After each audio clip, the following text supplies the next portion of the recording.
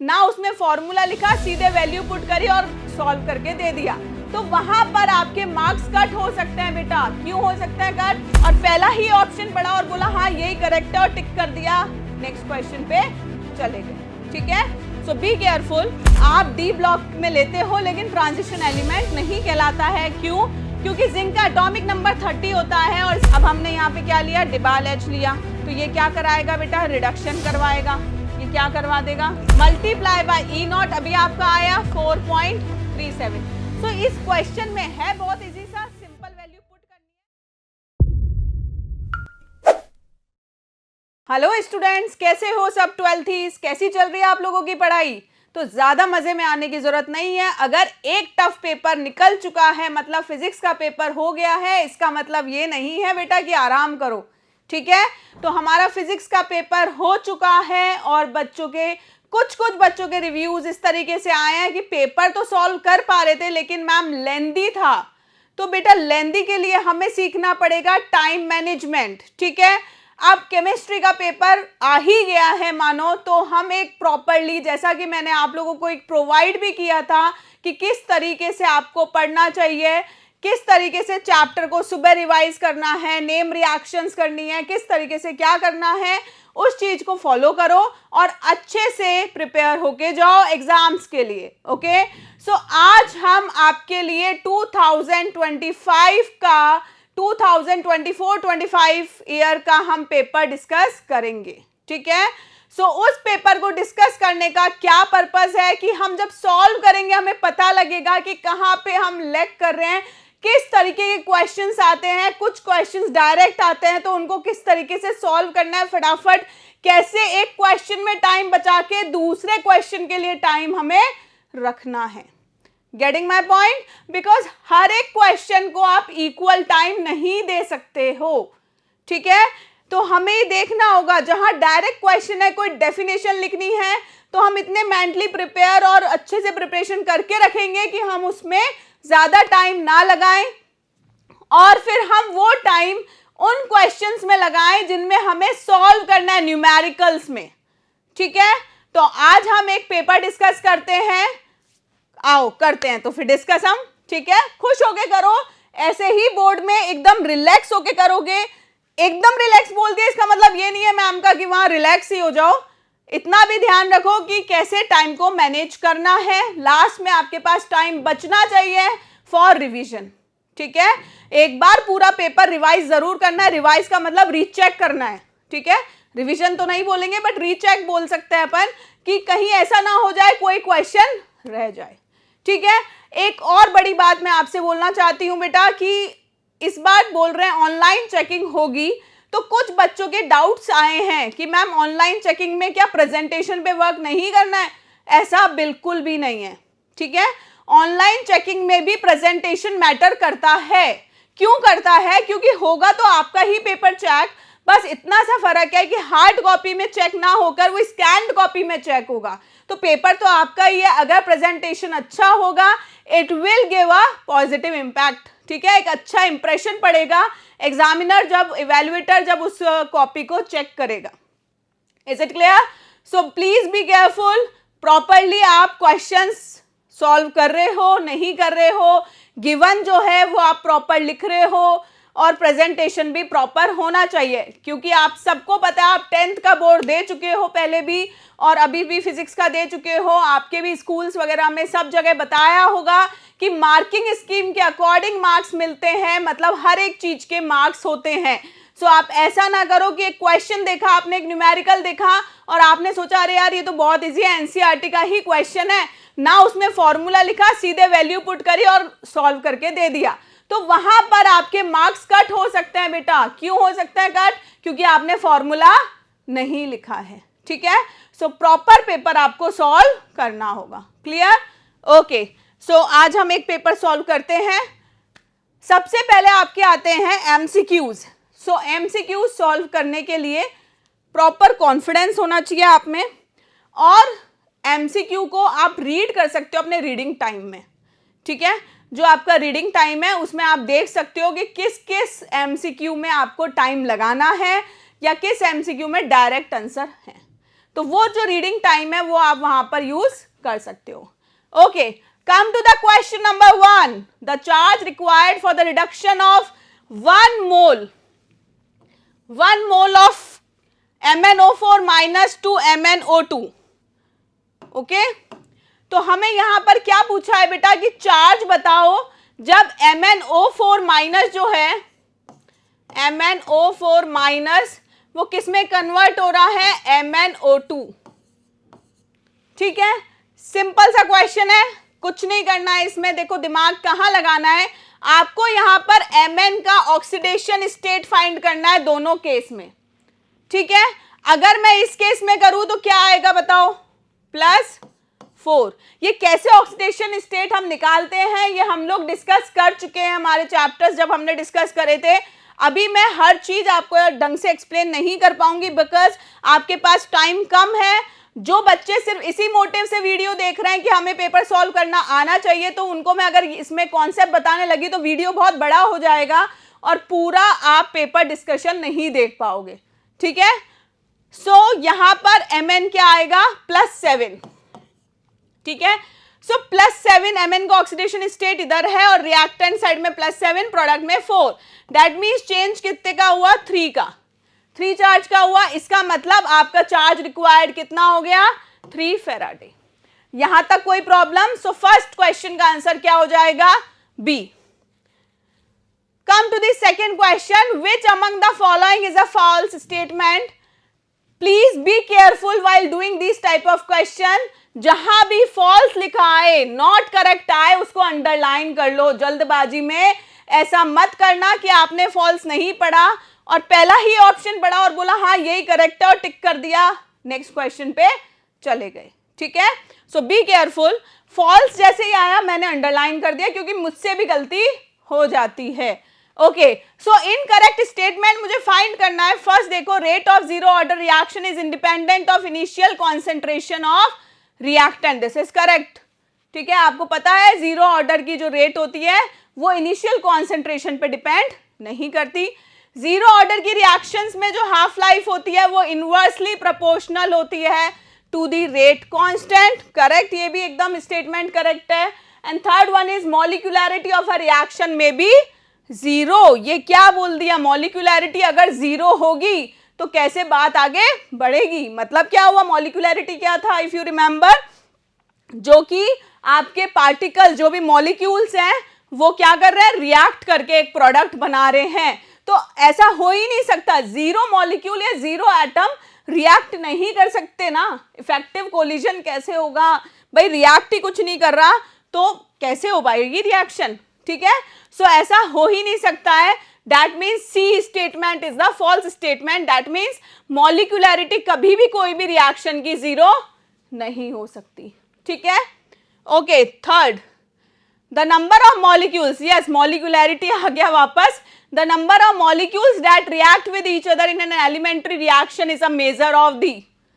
CBSE ने हमारे लिए बहुत अच्छा काम किया, ये C option, that is molecularity of the reaction. So आपको पता है मॉलिक्यूलैरिटी क्या होता है, ये एकदम डायरेक्ट क्वेश्चन था। Next question, the element having argon 3d10 electronic configuration is, again this is the direct question, so घबराने की जरूरत नहीं है। आर्गन इज 18 और 10 28 एंड 1 29। तो अगर आपको 21 to 30 atomic number with elements याद है तो ये इजी क्वेश्चन है और होने भी चाहिए। डी एंड एफ ब्लॉक आप पढ़ के आए हो। ठीक है, तो वो किसका होता है बेटा, कॉपर का होता है। So the correct answer is a. Okay, next, the complex ion, आपको दो कॉम्प्लेक्स दे रखे हैं बेटा, एक ये रहा और दूसरा ये रहा। ठीक है, ये दो आयंस दे रखे हैं और बोला है कि इनमें आप बताओ ये कौन सा आइसोमर है। ये आप पढ़ के आए हो, ये भी आप जहां पर आपने ये पढ़े थे, ionisation, isomer, linkage, geometrical coordinate, hydrated. ठीक है, तो ये सिंपल सा है। देखो इधर CONH3 is the same, NO2 इधर जो ये जो है बेटा, ये लिंक NO2 से थ्रू N है और यहां पे लिंक किससे है, O से। ठीक है, तो O से लिंक है, इसका मतलब ये उधर N से लिंक है, इधर O से लिंक है। दैट मीन्स ये कैसा आइसोमर हो गया, लिंकेज आइसोमर। आप देख रहे हो बिल्कुल भी टाइम एमसीक्यू में सॉल्व करने में नहीं लग रहा है।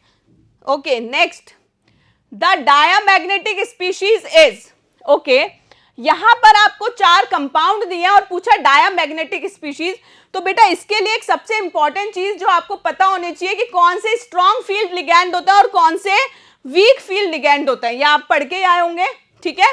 अब साइनाइड जो है वो स्ट्रॉन्ग फील्ड लिगैंड है, ये क्या करवा देता है, पेयरिंग करवा देता है, क्या करवा देता है, पेयरिंग करा देता है।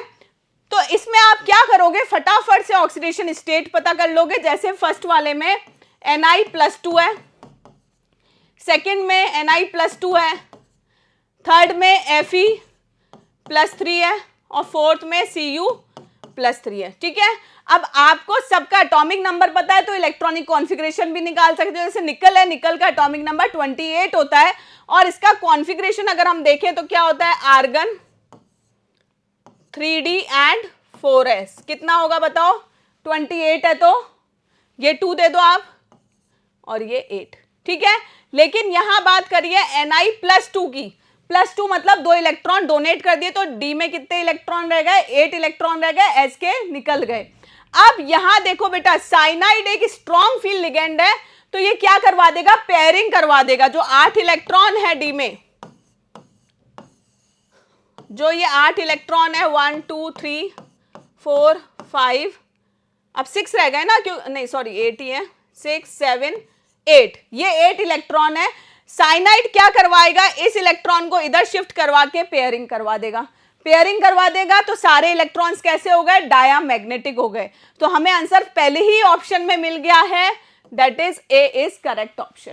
Clear, okay. ऐसे आप अगर बाई चांस आपका ए आंसर नहीं है तो बी में भी कर सकते हो, बी में लेकिन आप देखो वीक फील्ड लिगैंड है क्लोराइड, पेयरिंग कॉज नहीं करेगा, पेयरिंग कॉज नहीं करेगा तो क्या होगा, वहां पर पैरामैग्नेटिक हो जाएगा, ठीक है।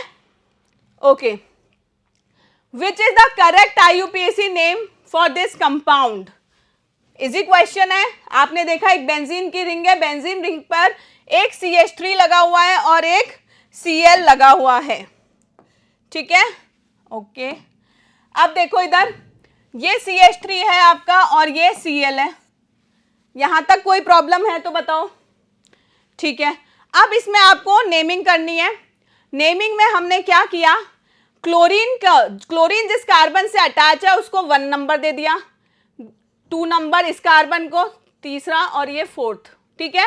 अब 4th वाले पे जो 4th कार्बन है उस पे देखो क्या लगा हुआ है बेटा, मिथाइल लगा हुआ है CH3, ठीक है। तो आपने क्या की, नेमिंग करी, क्या नेमिंग करी, 1 पे क्या है, क्लोरो, तो आपने लिख दिया 1 chloro.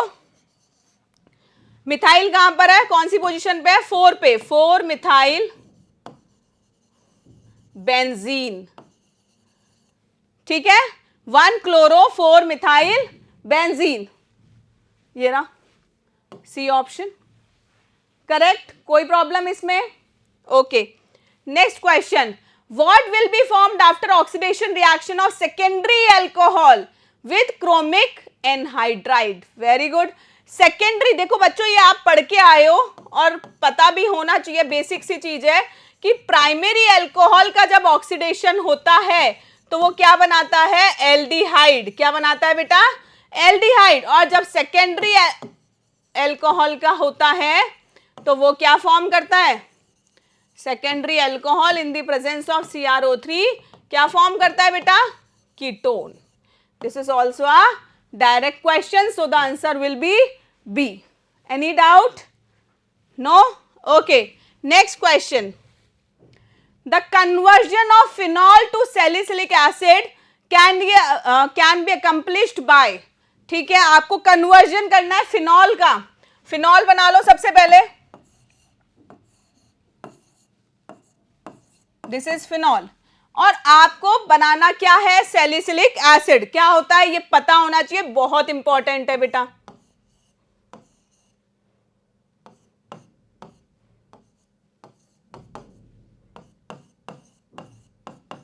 This is salicylic acid, okay. इसको ऐसे बना लो, क्लियर, यहां तक कोई डाउट। अब फिनॉल को इसमें कन्वर्ट करने के लिए देखो हम क्या करेंगे, हम NaOH से रिएक्शन करवाएंगे। सोचो फटाफट से क्या प्रोडक्ट बनेगा, यस OH की जगह क्या आ जाएगा, ONA। बहुत बेसिक इक्वेशन है जो कि आप करते हो, अभी पता लग जाएगा आपको। और इस ONA को हम चेंज कर देंगे सैलिसिलिक एसिड में। किसकी प्रेजेंस में करेंगे, जल्दी से फटाफट दिमाग लगाओ, CO2 की प्रेजेंस में और एसिडिक मीडियम में। अब CO2 याद करो कहां पे था, कौन सी रिएक्शन थी, मेरे को तो मैंने ऐसे ही याद कर रखी है चीजें, इतनी बार प्रैक्टिस कर ली तो मुझे फटाफट याद आता है। जहां CO2 आ गया तो ये कोल्ब रिएक्शन होगी। देखो ऑप्शंस क्या क्या है फटाफट से, आपके पास ऑप्शन है Reimer Tiemann reaction, Friedel Craft reaction, coupling reaction, Kolbe reaction. Yes मुझे ऑप्शन मिल गया है कोल्ब रिएक्शन। तो अगर बेटा ये तो एक नेम रिएक्शन है ना, बहुत सारे बच्चों को कन्वर्जन में प्रॉब्लम आती है, लेकिन अगर इस क्वेश्चन की बात करें तो ये तो एक नेम रिएक्शन है। तो नेम रिएक्शन में फर्स्ट डे 12th के फर्स्ट डे से बोलती हूँ, लास्ट तक बोलती रहती हूँ कि नेम रिएक्शंस के लिए अपने घर पे एक चार्ट बना के लगा लो, और उसको जब दिन रात देखोगे, जैसे गाने सुनते हो और गाने याद हो जाते हैं, या कोई भी चीज अपन कहीं जा रहे हैं तो रास्ता देख के अपन को कोई चीज फिक्स याद हो जाती है, अरे यहाँ पे ये यहाँ पे है, ऐसे ही बार बार रिएक्शंस देखोगे तो लर्न हो जाएगी। ठीक है, सो ये एक डायरेक्ट क्वेश्चन है अगेन कोल्ब रिएक्शन का। Come to the question number 10, which of the following are example of denaturation of protein? Again a direct question, NCERT में दे रखा है, that is coagulation of egg white। जो egg white होता है वो liquid state में होता है, बट हम जब बॉईल करते हैं तो वो सॉलिडिफाई हो जाता है, और वो क्यों हो जाता है, due to denaturation of protein. ठीक है, okay. Nucleotides are joined together, again direct question, glycosidic linkage, peptide linkage, hydrogen bonding, phosphodiester linkage, कुछ भी ऐसा समझाने का नहीं है। Question number 12, again direct question, scurvy is caused due to deficiency of ascorbic acid. तो आप देख रहे हो मैम इतनी आसानी से डायरेक्ट क्वेश्चन तो बोल रही है, लेकिन ऐसा मत करना कि जो चीज इजी हो वो पढ़ो ही नहीं और जो डिफिकल्ट है उसमें ही उलझ जाओ। तो आप देख रहे हो बेटा क्वेश्चन पेपर जो आता है वो टोटली ऐसा नहीं आता कि बच्चे को परेशान करने के लिए आता है, कुछ क्वेश्चंस डायरेक्ट भी आते हैं, तो उसके लिए हमारी जो थ्योरेटिकल पार्ट है उस पर अच्छी कमांड होनी चाहिए। ओके, ये क्या है, असर्शन रीजन है। असर्शन है in a first order reaction if the concentration of reaction is double its half life is also double। बताओ, ये आपके ABCD है।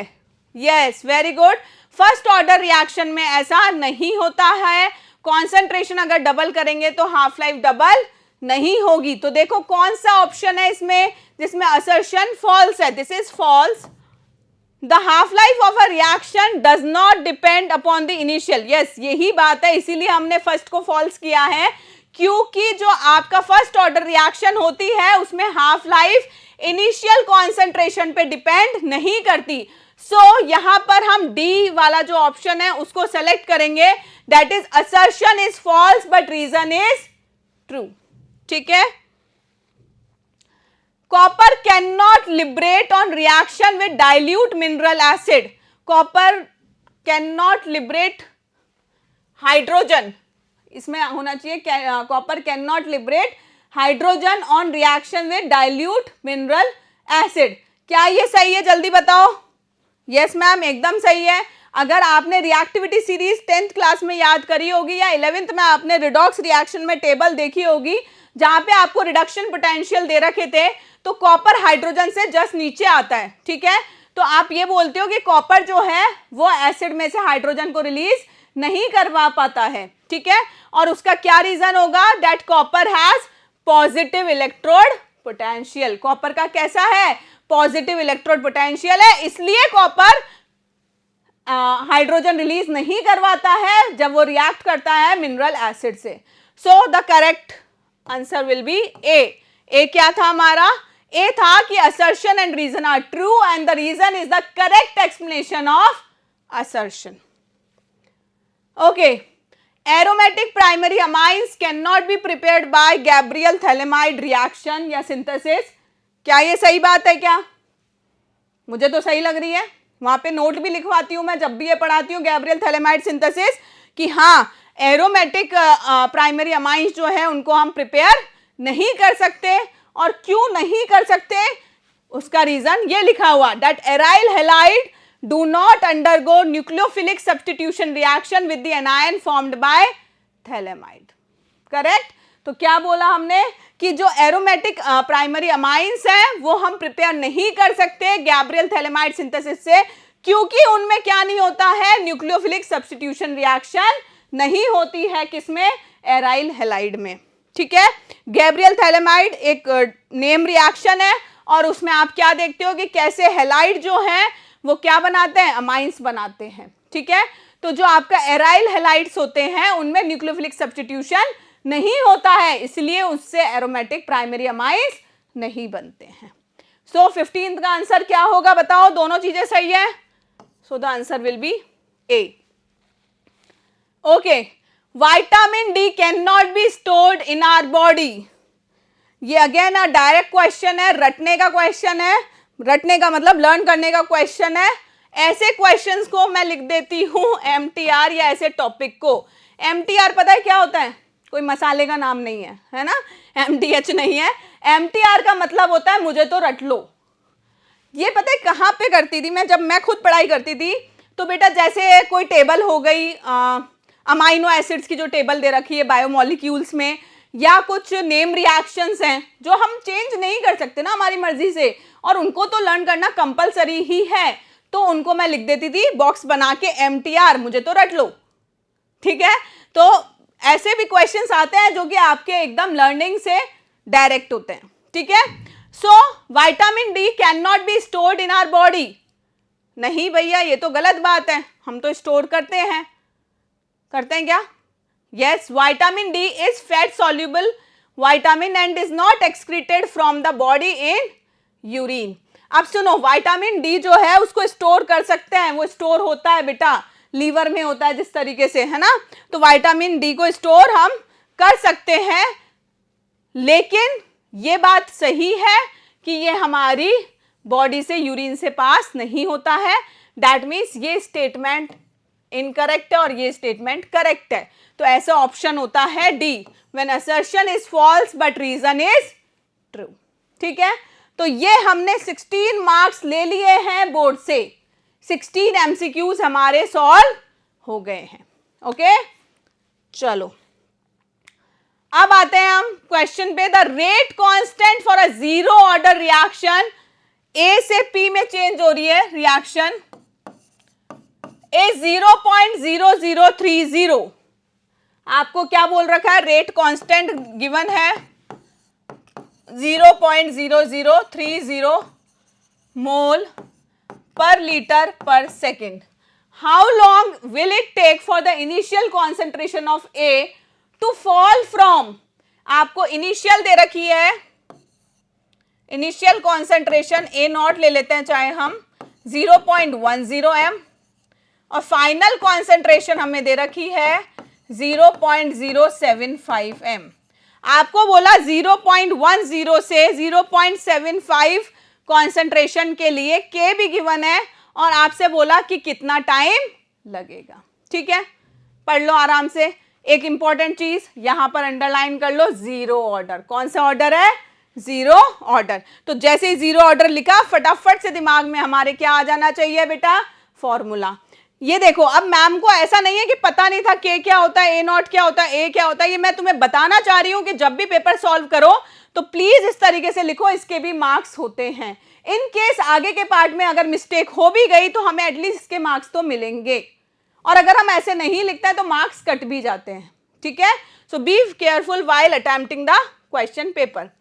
के इज इक्वल्स टू, के क्या होता है आपका, रेट कांस्टेंट। फॉर्मूला लिख लेंगे हम यहां पर, initial concentration minus final concentration upon time taken.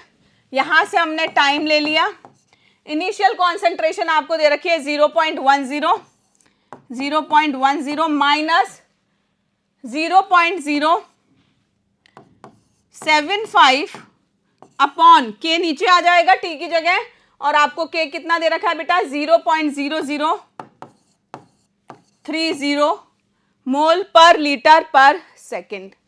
ठीक है, आगे ये बात समझ में, इसको आप सॉल्व कर लोगे और सॉल्व करके आप अपना आंसर निकाल लोगे। मुझे पता है अप्रोक्सीमेट इसका आंसर आएगा 8.33 सेकेंड। कितना आएगा 8.33 सेकेंड। आप कर सकते हो, इसमें कोई भी परेशानी की बात नहीं है। सो इजीली आपको अगर फॉर्मूला याद है तो आप वैल्यू पुट करके आंसर इसका निकाल सकते हो, ये कोई भी टफ क्वेश्चन नहीं है। बी पार्ट पे आ रहा है, ये पार्ट नहीं है एक्चुअली, ये क्या है इंटरनल चॉइस है बेटा इस क्वेश्चन में कि या तो ए अटेम्प्ट करो या बी अटेम्प्ट करो। The decomposition of ammonia on platinum surface is zero order. तो अगेन क्वेश्चन जीरो ऑर्डर का ही है। What are the rate of production of nitrogen and hydrogen if K is equals to 2.5 into 10⁻⁻⁴ mole per litre per second. ठीक है, okay. तो हमें zero order का वापस से क्वेश्चन दे दिया, हमें सब कुछ पता है, हमने रिएक्शन लिख ली एक बार के लिए। N2 डिकम्पोजिशन ऑफ अमोनिया लिखना है मैम, सिंथेसिस नहीं करना है हमें, okay sorry. NH3 decompose into N2 plus 3H2। ठीक है, आगे ये बात समझ, यहां तक कोई प्रॉब्लम? आप यहां लिख सकते हो rate of reaction, rate of reaction is equals to क्या होगा, रेट ऑफ प्रोडक्शन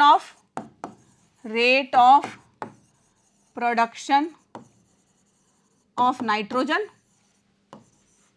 यहां तक कोई डाउट है इसमें बताओ? और आप बोल सकते हो इज इक्वल्स टू, यहां देखो बेटा ये हमने डिस्कस किया था कि अगर इसकी स्टोइशियोमेट्री 3 है बेटा, आगे जो कोएफिशिएंट है वो 3 है, तो जब आप रेट ऑफ रिएक्शन का एक्सप्रेशन लिखते हो तो यहां क्या आ जाएगा 1/3 into rate of production of hydrogen. ठीक है, यहां तक कोई डाउट बोलो? नहीं है, ठीक है।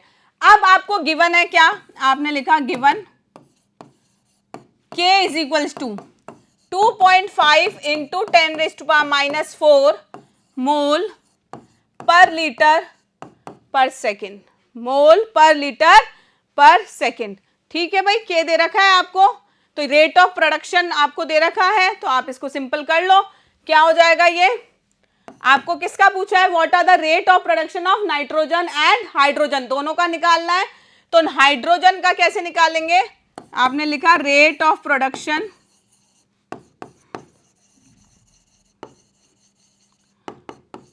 Of hydrogen is equals to 1/3 multiply by 2.5 into 10⁻⁻⁴। देखो यहां पे कोई प्रॉब्लम है? जल्दी बोलो बोलो बोलो। गलत है ये, बस यही बताना चाह रही थी, यही गलती है जो कि बच्चे करके आए थे इस पेपर में, कुछ कुछ बच्चे, सारे नहीं। ठीक है, अब इधर समझो क्या हुआ मैम, क्या गलती हो गई। गलती हमारी ये हो गई कि हमने बोला कि ये जो रेट ऑफ रिएक्शन है ये इक्वल है 1/3 into rate of production of hydrogen. हमें निकालना है ये बेटा rate of production of hydrogen, तो ये कैसे निकालेंगे, 3 इधर मल्टीप्लाई हो जाएगा, तो आपको कैसे मिलेगा 3 इंटू के।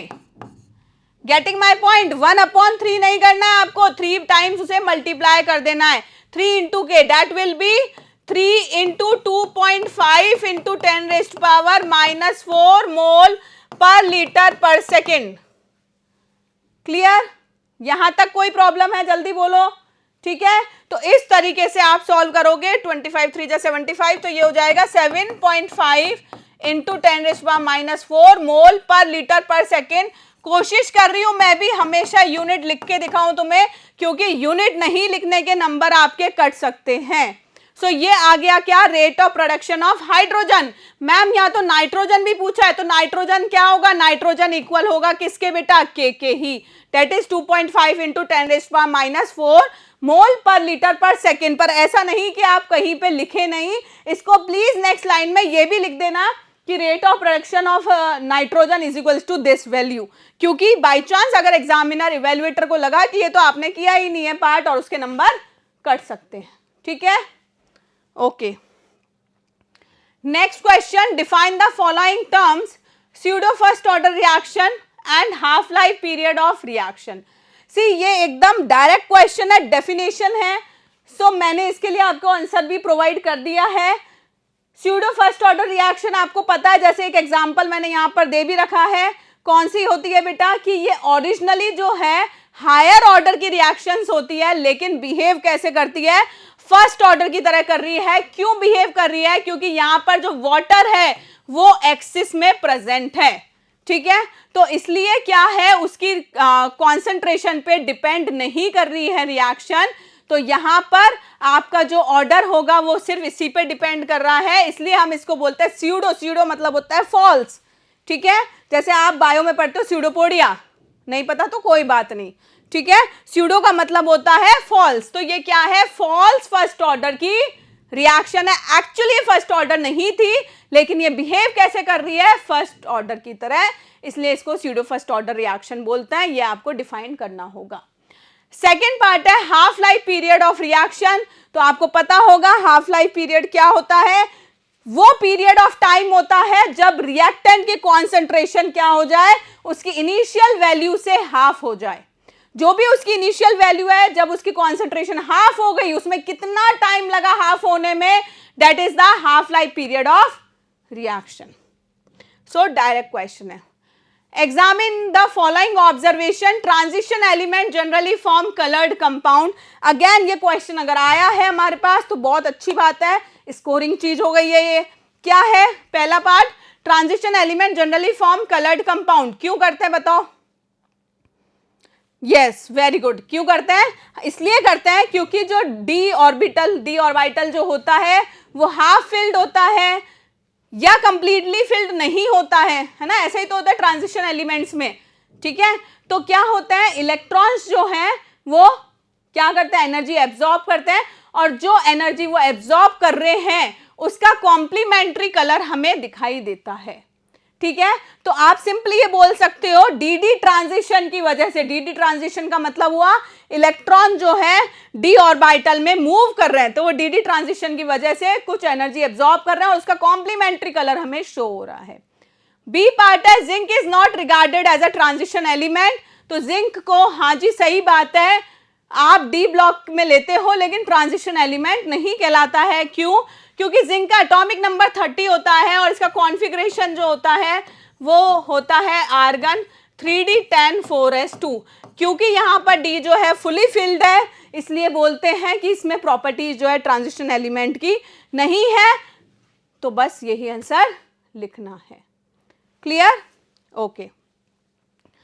अब आता है next question, name the following coordination compounds according to the IUPAC norms. Again एक कोऑर्डिनेशन कंपाउंड का क्वेश्चन आ गया है, आपको नेमिंग के रूल्स अगर आपको याद है तो आप इसकी सिंपली नेमिंग कर सकते हो। एक बार ट्राई करो अपने आप इसको किस तरीके से नेम करेंगे, करी ट्राई आपने किस तरीके से करेंगे इसके IUPAC।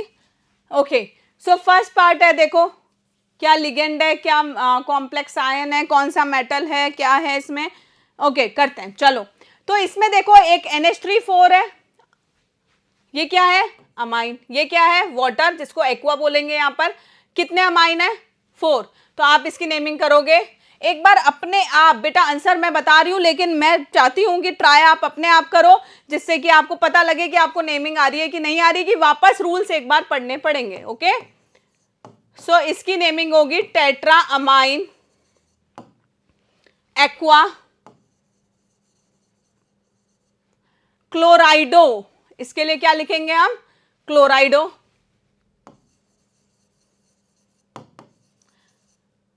यहां तक कोई प्रॉब्लम है आपको, बोलो, ठीक है। अब एक बात और सुनो ध्यान से, मैम आपने यहां पर ऑक्सीडेशन स्टेट नहीं निकाला, जबकि आप बोलते हो कि जब भी नेमिंग हो तो ऑक्सीडेशन स्टेट जरूर निकालनी है। हाँ मैं सही बोलती हूं, तो मैंने यहां पर नहीं निकाला, बट मैं आपको बता देती हूँ, आप निकाल चुके हो पहले भी, कि यहाँ कोबाल्ट का ऑक्सीडेशन स्टेट क्या आएगा बेटा, +3 आएगा, ठीक है। सो कैसे लिखोगे आप, टेट्रा अमाइन एक्वा क्लोराइडो कोबाल्ट 3, उसका ऑक्सीडेशन नंबर जरूर लिखना इस तरीके से, ठीक है। यहां तक ठीक है, यहां तक कोई प्रॉब्लम बताओ? ओके। अभी कुछ बच्चे इस तरीके से आंसर लिख के छोड़ देते हैं और किसको भूल गए? इसको भूल गए बेटा। ब्रैकेट के बाहर देखो क्लोरीन लगा हुआ है, दिखा? तो ऐसे जल्दबाजी नहीं करो। ये लिखा क्लोराइड। आराम से देखो, देखो ये एक कंपाउंड दिया है। कभी कभी क्वेश्चन जो आता है उसमें क्या होता है बेटा, ये कंपाउंड ना देकर आयन भी दे देते हैं, ठीक है।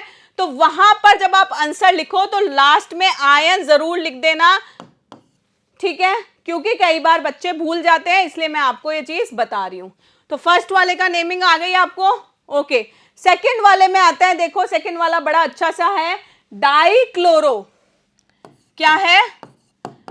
डाइक्लोरो। दिखा सबको? क्लोरीन 2 है ना, तो डाइक्लोरो लिख दिया मैंने। क्या क्लोरो लिखना सही है? नहीं मैम, क्या आएगा यहाँ पे? क्लोराइडो। क्या आएगा बेटा? क्लोराइडो, डाइक्लोराइडो। अब ये EN के आगे देखो, EN होल ट्वाइस है, ये क्या है? बेस। देखो 2 है, देखो यहां आपने डाई वर्ड यूज ले लिया, तो यहां आप डाई वर्ड यूज नहीं लेते हो, ये सब पढ़ते हो आप, तो आप क्या यूज लोगे? बेस। क्या यूज लोगे? बेस। EN क्या होता है? EN होता है इथेन 1,2 डायामीन। इथेन 1,2 डायामीन, ठीक है। और क्या बच गया? कुछ बचा क्या? यस मैम, क्या बचा? क्लोराइड बचा ना? अरे बोलो। हाँ, क्रोमियम भी है। क्या है बेटा? Chromium. Chromium again oxidation state मेरे को पता है, इसलिए मैं लिख रही हूं। आप आराम से, अगर आपको ऑक्सीडेशन स्टेट निकालना नहीं आ रहा, कुछ कंफ्यूजन है, मेरा वीडियो जाके देख लेना आप। क्रोमियम 3 और फिर क्या लिखोगे आप? क्लोराइड, ठीक है। ये हो गया आपका, इजी सा क्वेश्चन था, सिंपल सा क्वेश्चन है, एक्सपेक्टेड क्वेश्चन है, ओके। ऑर्गेनिक का एक क्वेश्चन आ गया है, in the following pair of halogen compound. Again बहुत एक्सपेक्टेड क्वेश्चन है, ऐसा ही क्वेश्चन एक एनसीईआरटी में भी गिवन है। Which compound undergoes SN1 reaction faster and why? फटाफट से, जैसे ही क्वेश्चन पढ़ा दिमाग में आना चाहिए, बुक पूरी बुक घूम जानी चाहिए एनसीईआरटी की। पहले SN2 दे रखा है बुक में, फिर SN1 दे रखा है। SN2 वो था जिसमें पीछे से अटैक करता था न्यूक्लियोफाइल, है ना, और वो क्या होता था? कार्बन जो होता था पेंटावेलेंट बन जाता था, वो स्टेबल नहीं होता था, तो वो चेंज हो जाता था प्रोडक्ट में, और एक चीज रिमूव होती थी और न्यूक्लियोफाइल वहां पे अटैच हो जाता था, सिमेट्री ऑपोजिट हो जाती थी। याद आया कुछ? चलो कोई बात नहीं, यहां पर हम SN1 की बात कर रहे हैं जो SN2 के बाद दे रखा है एनसीईआरटी बुक में। और वहां पर क्या होता था बेटा? पहले जो हमारा रिएक्टेंट है वो किस में चेंज होता है? कार्बोकैटायन में चेंज होता है, और कार्बोकैटायन में फिर न्यूक्लियोफाइल ऐड होता है और प्रोडक्ट फॉर्म होता है, ठीक है। तो यहां पर यही पूछा है कि SN1 रिएक्शन फास्ट किस में होगी। तो जब हम SN1 पढ़ते हैं तो हम वहां पे देखते हैं कि कार्बोकैटायन बन रहा है, और कार्बोकैटायन की स्टेबिलिटी 11th में पढ़ के आते हैं हम कि 3 डिग्री ज्यादा स्टेबल होता है, देन 2 डिग्री, देन 1 डिग्री। अब इधर देखो, अगर क्लोरीन हटेगा तो ये जो कार्बन है बेटा, जिस कार्बन से क्लोरीन अटैच है, ये कैसा कार्बन है? ये मैम 3 डिग्री कार्बन है। और ये कैसा कार्बन है? देखो ये वाला कार्बन, इधर से एक कार्बन से अटैच है इधर, तो ये कैसा है? 2 डिग्री। किसका कार्बोकैटायन स्टेबल बनेगा? जिसका 3 डिग्री कार्बन है। तो अगर वो ज्यादा स्टेबल बनेगा तो उसी में ही रिएक्शन फास्ट होगी। यही पूछा है ना? यस। तो आप लिख दोगे रीजन, आपसे वाई पूछा है तो आपको ये रीजन आपको प्रॉपर्ली एक्सप्लेन करना पड़ेगा और बताना पड़ेगा इसका 3 डिग्री कार्बोकैटायन बन रहा है, इसलिए इसमें रिएक्शन फास्ट होगी as compare to 2 degree carbocation वाले में, ठीक है। बी पार्ट पे आते हैं, arrange the following compound in increasing order of their reactivity towards the SN2 displacement. आप देखो इधर, यहां SN2 दे दिया, तो ये मत करना, SN1 में ही आप इस पार्ट को कर लो। वैसे गलती कमी होगी मैम, क्वेश्चन अलग अलग दे रखा है पार्ट, कोई बात नहीं। फटाफट से आप क्या करोगे? इनके स्ट्रक्चर बना लो। Butane, myth, eth, prop, ब्यूट। Butane बना लिया, 2 पर मिथाइल लगा लो और 2 पे ही ब्रोमीन लगा लो। वैलेंसी कंप्लीट करते रहना। नहीं लगेगा इधर, सॉरी सॉरी सॉरी,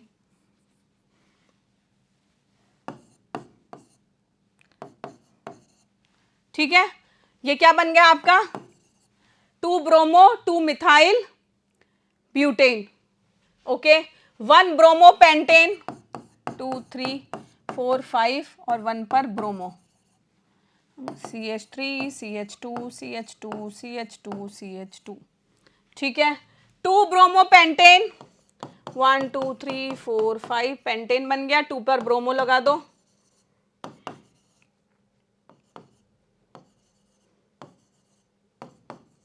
तीनों स्ट्रक्चर बन गए।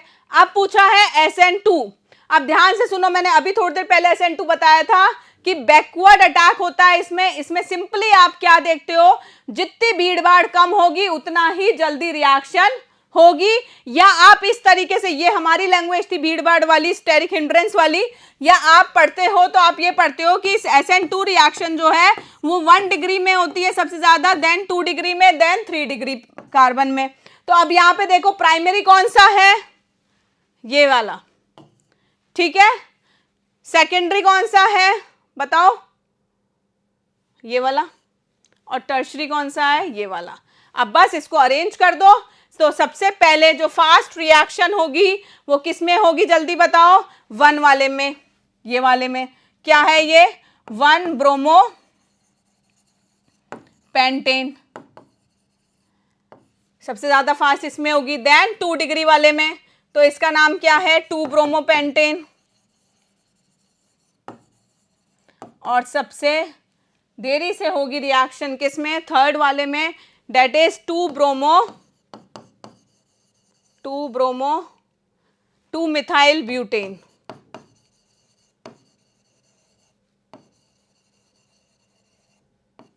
ठीक है, सिंपल सा है। अगर SN2 SN1 का आपका कॉन्सेप्ट क्लियर है तो इजीली ये क्वेश्चन कर सकते हो। ओके, नेक्स्ट क्वेश्चन पे आते हैं। At 25 degree Celsius the saturated vapour pressure of water is 24 mm of Hg. Find the saturated vapour pressure of a 5% aqueous solution of urea at the same temperature. और आपको help करने के लिए CBSE ने क्या दिया है, मोलर मास, दैट इज 60 ग्राम पर मोल। ठीक है, ओके, आराम से तसल्ली से देखो क्या गिवन है और क्या हमें निकालना है। ठीक है, मेरा कॉन्सेप्ट है जो दिया होता है मैं धीरे धीरे उसे लिखती जाती हूं। तो आपको बोला है मास ऑफ यूरिया कितना है, 5%। कितना है बेटा, 5%। किसका, ऑफ 1000 ग्राम का, बोल सकते हैं। ठीक है मैम, ठीक है, तो ये कितना हो गया, अगर मैं 5% ऑफ 1000 ग्राम निकालूंगी तो मैंने बोल दिया 50 ग्राम। यहां तक कोई डाउट है? ठीक है, मेरे को मास पता था तो मैंने इसके मोल निकाल लिए। मोल कैसे निकालते हैं, given mass upon molecular mass 50, और मॉलिक्यूलर मास हमें कितना दे रखा है 60 यूरिया का। ठीक है, तो ये आ जाएगा आपका क्या, 0.8333 मोल्स। यहां तक कोई प्रॉब्लम बोलो। ये आपका जो यूरिया सॉल्यूट है उसके मोल आ गए। अब मास ऑफ वाटर निकालते हैं। मास ऑफ वाटर कैसे आएगा बताओ जल्दी बोलो। मास ऑफ वाटर ऐसे आएगा मैम, टोटल 1000 ग्राम है, उसमें आपने बता दिया 50 ग्राम यूरिया है, तो बचा हुआ क्या हो गया, वाटर का मास हो गया 1000 माइनस 50। कर सकते हो, ये तो इजी सा है, 950 ग्राम। अब आप इसके मोल्स निकाल लो। मोल इज इक्वल्स टू, मैं स्टेप बाय स्टेप दिखा रही हूं, कुछ भी ऐसा नहीं है कि मैम ये कैसे हो गया, मास डिवाइडेड बाय वाटर का मॉलिक्यूलर मास। ठीक है, 950 अपॉन 18, सबको पता होगा वाटर का यही होता है, 52.778 होगा शायद मोल। यहां तक कोई प्रॉब्लम? ठीक है, अब आपको निकालना है इसका मोल फ्रैक्शन।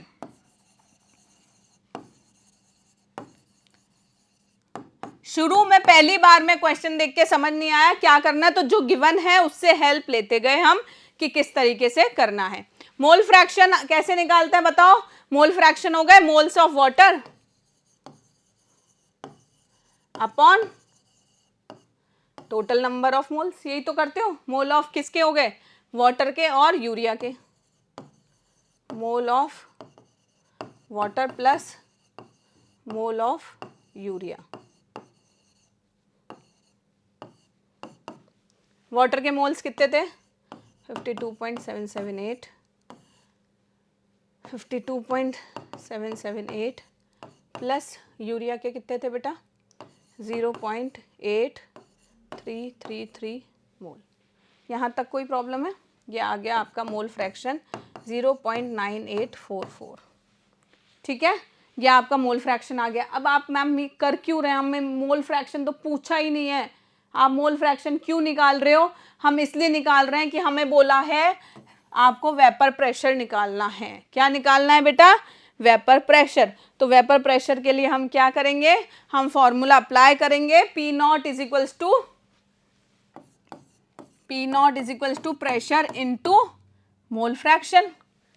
ये इनटू को थोड़ा सा ऐसा लिख रही हूँ मैं, पर वो होगा इनटू ही। क्यों लिख रही हूँ? क्योंकि एक्स और वो दिखने में सेम हो जाएगा, इनटू मोल फ्रैक्शन। ठीक है, आइए बात समझ में। यहाँ तक कोई प्रॉब्लम है बताओ? नहीं ना? तो आपका क्या, वेपर प्रेशर ऑफ सोल्यूशन, इस तरीके से भी लिख सकते हो, pressure of water into mole fraction of water. यहाँ तक कोई डाउट, कोई प्रॉब्लम नहीं? ठीक है, आपको ये दे रखा है क्या, वाटर का वेपर प्रेशर। अब यहाँ पे एक चीज क्लियर हुई कि हम अभी तक कर तो रहे थे मैम, बट मन में एक क्वेश्चन आ रहा था कि हमने मोल फ्रैक्शन वाटर के ही क्यों निकाला है? वो इसीलिए निकाला है बेटा क्योंकि हमें वेपर प्रेशर किसका गिवन है? वाटर का, जो कि हम यूज लेंगे। अब फॉर्मूले में अगर आप यहाँ पे वेपर प्रेशर वाटर का यूज ले रहे हो तो ऑफकोर्स यहाँ पर मोल फ्रैक्शन भी वाटर के ही लोगे, तो उसी से आपका सोल्यूशन का प्रेशर निकल जाएगा, वेपर प्रेशर। तो वाटर का आपको दे रखा है 24 mm of Hg multiply by mole fraction कितना आए थे? 0.9844। इसको आप सॉल्व करोगे और यहां से आपका क्या निकल जाएगा? प्रेशर, जो कि आपको निकालना है। सिंपल सा है, कर सकते हो। इसको अगर नोट डाउन करना है तो आराम से नोट डाउन भी कर लो, कोई प्रॉब्लम नहीं, स्क्रीनशॉट ले लो, आराम से नोट डाउन कर लेना। ठीक है, ऐसे क्वेश्चन भी आने के पूरे चांसेस होते हैं। 23rd question is the electrical resistance of a column of 0.05 molarity. यहाँ पे कॉन्सेंट्रेशन गिवन है किसकी? NaOH सोल्यूशन की, of area 0.8 centimetre square. Area given है, लेंथ गिवन है इज 5 × 10⁻3। रेजिस्टेंस भी गिवन है and we have to find out the resistivity, conductivity and molar conductivity. So बेटा यहाँ से इस क्वेश्चन से हमें ये बात समझ में आ रही है, अगर हमें फॉर्मूलेज याद हैं तो हम डायरेक्ट फॉर्मूला अप्लाई करके क्वेश्चन को इजीली सॉल्व कर सकते हैं। ओके, सो ये हमारे लिए प्लस पॉइंट है एक तरीके से, ये एक हमारे लिए बहुत अच्छा क्वेश्चन है। ओके, तो एक एक चीज करता है। देखो फॉर्मूला क्या है हमारा? फॉर्मूला होता है rho is equals to, resistivity का फॉर्मूला क्या होता है? Rho is equals to R × L/A। ये सबको पता है, यहाँ पर कोई प्रॉब्लम है? बोलो। हाँ बोलने से कुछ नहीं होता है क्योंकि ये गलत फॉर्मूला है। ये एक कॉमन मिस्टेक है जो करते हैं, क्योंकि आपने रेजिस्टेंस का फॉर्मूला याद किया होता है और रेजिस्टेंस के अकॉर्डिंग आप रेजिस्टिविटी का लिख देते हो, बट ऐसा नहीं है। आपको क्या करना है? देखो इधर, the formula is rho is equals to R into क्या आएगा? एरिया आएगा अपॉन लेंथ। ठीक है, नाउ व्हाट इज गिवन है? आपको जो जो गिवन है वो लिख लो, उसके मार्क्स भी मिलते हैं बेटा। Date is 5 × 10⁻3। रेजिस्टेंस आपको दे रखा है 5 × 10⁻3 ओम। आपको दे रखा है क्या? लेंथ दे रखी है बेटा 40 सेंटीमीटर। जैसे ही मैंने 40 सेंटीमीटर लिखा, मेरे दिमाग में आया कि 40 सेंटीमीटर को मैम चेंज कर दो क्या? मीटर में। सो 40 सेंटीमीटर इज इक्वल्स टू कितना मीटर हो जाएगा बेटा? 0.4 मीटर। ओके, एरिया आपको दे रखा है 0.8 सेंटीमीटर स्क्वायर। 0.8 सेंटीमीटर स्क्वायर को अगर मैं मीटर स्क्वायर में करूंगी देन ये क्या हो जाएगा बेटा?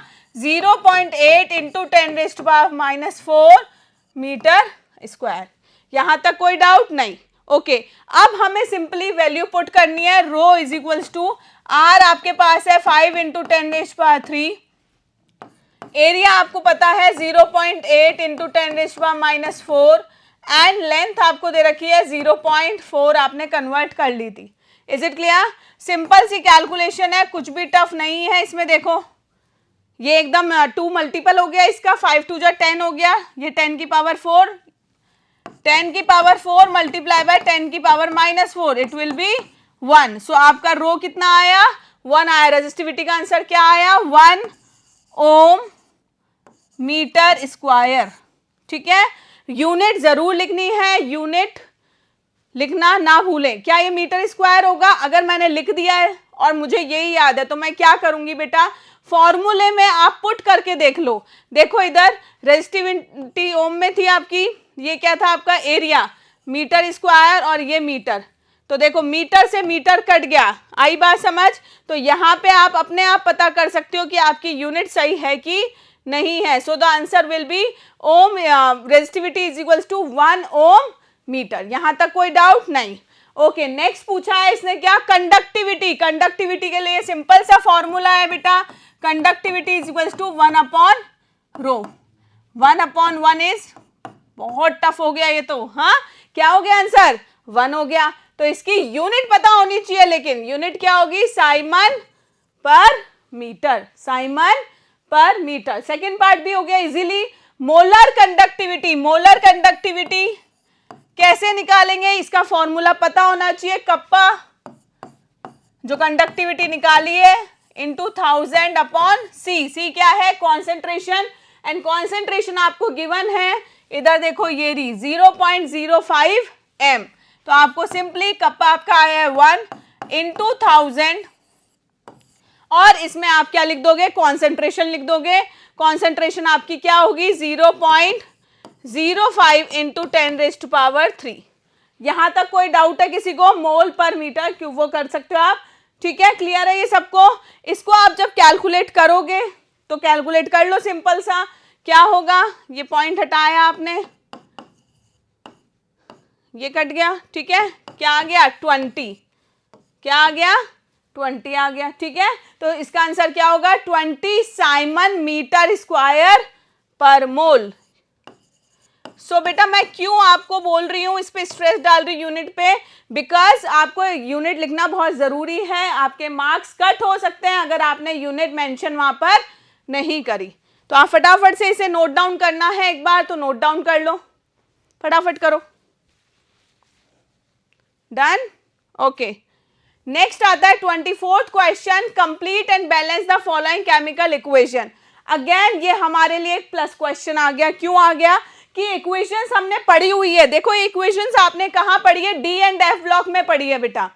ठीक है, डी एंड एफ ब्लॉक में आपका जो चैप्टर है उसमें बीच में मिडिल ऑफ द चैप्टर ये इक्वेशंस दे रखी है, जहाँ पे आप K2Cr2O7 की पढ़ाई करते हो, KMnO4 के बारे में पढ़ते हो, वहीं पर दे रखी है। ठीक है, तो आपको इनको कंप्लीट करना है। अगर आपने वहां पर रिएक्शन छोड़ दी तो कंप्लीट नहीं कर पाओगे, और अगर आपने कंप्लीट कर दी और बैलेंसिंग नहीं आती जो कि आपने 11th में भी सीखी थी, तो फिर क्वेश्चन नहीं होगा आपका कंप्लीट। ठीक है, तो दोनों चीजें पता होनी चाहिए। तो यहां पर ये जो फर्स्ट इक्वेशन है इसमें क्या बनेगा? 2Mn2 प्लस MnO4 माइनस जो मैग्नेट पर मैग्नेट आयन है वो किस में चेंज होगा? Mn2 प्लस, और इसके साथ 10CO2 प्लस वाटर। क्लियर है ये? अब मैम आपने ये डायरेक्ट लिख दिया, मैं पूरी बैलेंसिंग आपको अभी नहीं बता रही हूं, बट जो हमने रिडॉक्स चैप्टर किया है उसका वीडियो जाके देख सकते हो आप, उसमें मैंने पूरी बैलेंसिंग कैसे होती है ये सिखाई हुई है। ठीक है, ओके। नेक्स्ट आता है KMnO4 को हीट किया तो प्रोडक्ट क्या बनता है? K2MnO4। क्या बनता है? K2MnO4 plus MnO2 plus O2। ठीक है, थर्ड इक्वेशन पे आओ। Cr2O7 2 माइनस मतलब डाइक्रोमेट आयन है, उसकी रिएक्शन करवाइए किसके साथ? हाइड्रोजन सल्फाइड के साथ इन दी एसिडिक मीडियम। तो ये क्या बना देता है? जो डाइक्रोमेट आयन है ये चेंज हो जाता है Cr3 प्लस में। किस में चेंज होता है बेटा? Cr3 प्लस में। और हाइड्रोजन सल्फाइड जो है वो चेंज हो जाता है सल्फर में। ये सब कुछ थ्योरेटिकल में भी लिखा हुआ है और इक्वेशंस भी गिवन है आपको। ठीक है, तो इसको जरूर से प्रिपेयर कर लेंगे आप लोग। प्लस 7 मॉलिक्यूल्स वाटर के। ठीक है, तो ये क्वेश्चन समझ में आया। आपको क्या करना था, इसमें रिएक्शन कंप्लीट करनी थी और रिएक्शन कंप्लीट करने के बाद उसको बैलेंस करना था। तो ये डायरेक्ट क्वेश्चन है, एक तरीके से डायरेक्ट भी हो गया और थोड़ी सी अलग से मेहनत भी मांग रहा है। ठीक है, okay. Using valence bond theory explain the hybridization and magnetic character of the following. आपको दो कंपाउंड दे रखे हैं, बड़ा ही इजी सा क्वेश्चन है और इसमें आपको क्या करना है, हाइब्रिडाइजेशन और मैग्नेटिक कैरेक्टर निकालना है। ओके, ए पार्ट करते हैं सबसे पहले। तो देखो बेटा, यहां पर मेटल कौन सा है, कोबाल्ट। ठीक है, कोबाल्ट का एटॉमिक नंबर भी गिवन है आपको 27। कोबाल्ट लिख लिया आपने 27। कॉन्फ़िगरेशन हो गया आपका आर्गन 3D और 4s2 और 7। Is it clear? ठीक है, अब इसमें आप क्या करोगे, कोबाल्ट का ऑक्सीडेशन स्टेट निकालोगे। कोबाल्ट का ऑक्सीडेशन स्टेट क्या आ जाएगा, यहाँ पर अमोनिया है, आपको पता है किस तरीके का लिगेंड है, तो यहाँ पर कोबाल्ट जो है वो 3+ हो जाएगा। ठीक है, 3+ हुआ, इसका मतलब कॉन्फ़िगरेशन क्या हो गया आपका, 3 इलेक्ट्रॉन निकल जाएंगे, तो ये हो जाएगा 3d6, 2 Sk और 1 D का निकल जाएगा। अब हमने जैसे पहले भी डिस्कस किया, जब हम इनको जगह देते हैं किनको, मेहमानों को, जो भी आपके लिगेंड हैं उनको आपको जगह देनी है मेटल एटम को, तो उन जगह को किस तरीके से प्रोवाइड करेंगे। देखो, हमने ये D बनाया, 3D में 5 रूम्स थे, 4s एंड 4p। ठीक है, अब आपने देखा 3D में कितने इलेक्ट्रॉन्स है, 6 इलेक्ट्रॉन्स हैं, 5 और 6। ठीक है, ये आपका हो गया ग्राउंड स्टेट पे इलेक्ट्रॉनिक कॉन्फ़िगरेशन। अब NH3 जो है, NH3 कैसा लिगेंड है बेटा, स्ट्रॉन्ग लिगेंड है। स्ट्रॉन्ग लिगेंड है, इसका मतलब वो पेयरिंग कॉज करेगा। पेयरिंग कॉज करेगा तो क्या हो जाएगा, देखो इधर,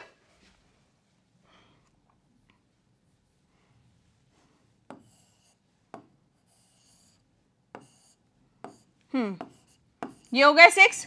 अब हमारे जो गेस्ट हैं अमोनिया आयन कितने हैं वो देखो ध्यान से, 6 अमोनिया आयन है, मतलब मुझे 6 रूम्स खाली चाहिए, 1 2 3 4 5 एंड 6। कौन कौन से सब शेल्स काम आए यहाँ पर, D के 2 आए, S का 1 आया और P के 3 आए। सो हाइब्रिडाइजेशन हमारी क्या हो गई, D2sp3। एकदम इजी है, कोई प्रॉब्लम है बताओ इसमें, इजी है ना। तो ये क्या हो गई हमारी हाइब्रिडाइजेशन, D2sp3। तो इसके लिए एक इंपॉर्टेंट चीज जो आपको याद रखनी है वो ये है कि जो गिवन लिगेंड है वो स्ट्रॉन्ग फील्ड है या वीक फील्ड। ठीक है, ओके। इसके ही बी पार्ट पे आता है बेटा, हम NiCO4। ठीक है, ओके। CO क्या है, कोबाल्ट है। कोबाल्ट कैसा लिगेंड है, स्ट्रॉन्ग लिगेंड है। कोबाल्ट भी कैसा होता है, स्ट्रॉन्ग। एक आपने सीरीज पढ़ी होगी जिसमें आप पढ़ते हो बेटा कि कौन सा स्ट्रॉन्ग लिगेंड है, कौन सा वीक लिगेंड है, उसको याद जरूर कर लेना, क्योंकि अगर आपको पता नहीं है कि लिगेंड स्ट्रॉन्ग है या वीक है तो पता नहीं लगेगा पेयरिंग होगी कि नहीं होगी और सारा आंसर गलत हो जाएगा। ठीक है, अच्छा, यहां पर आपको हाइब्रिडाइजेशन बताना था और मैग्नेटिक कैरेक्टर भी बताना है। देखो सारे इलेक्ट्रॉन्स कैसे हैं, यहाँ पे पेयर्ड है, तो ये कैसा हो गया नेचर इसका, डायामैग्नेटिक। ओके, निकल पे आते हैं, एटॉमिक नंबर 28 है। कॉन्फ़िगरेशन क्या हो गया इसका, आर्गन 3d8 4s2। क्या हो गया, 3d8 4s2। अब कोबाल्ट की वजह से जो निकल पे ऑक्सीडेशन स्टेट होगी वो कैसी होगी, 0 होगी। 0 ऑक्सीडेशन स्टेट है, मतलब यही कॉन्फ़िगरेशन रहेगा। ठीक है, तो हम इसको बना लेते हैं, फिर रूम अलॉट कर देंगे हमारे गेस्ट को। 8 इलेक्ट्रॉन्स बनाने हैं, 1 2 3 4 5, ये 3D है हमारा, 6 7 8, ये हमारा 4s है और ये हमारा 4p है। ठीक है, ओके।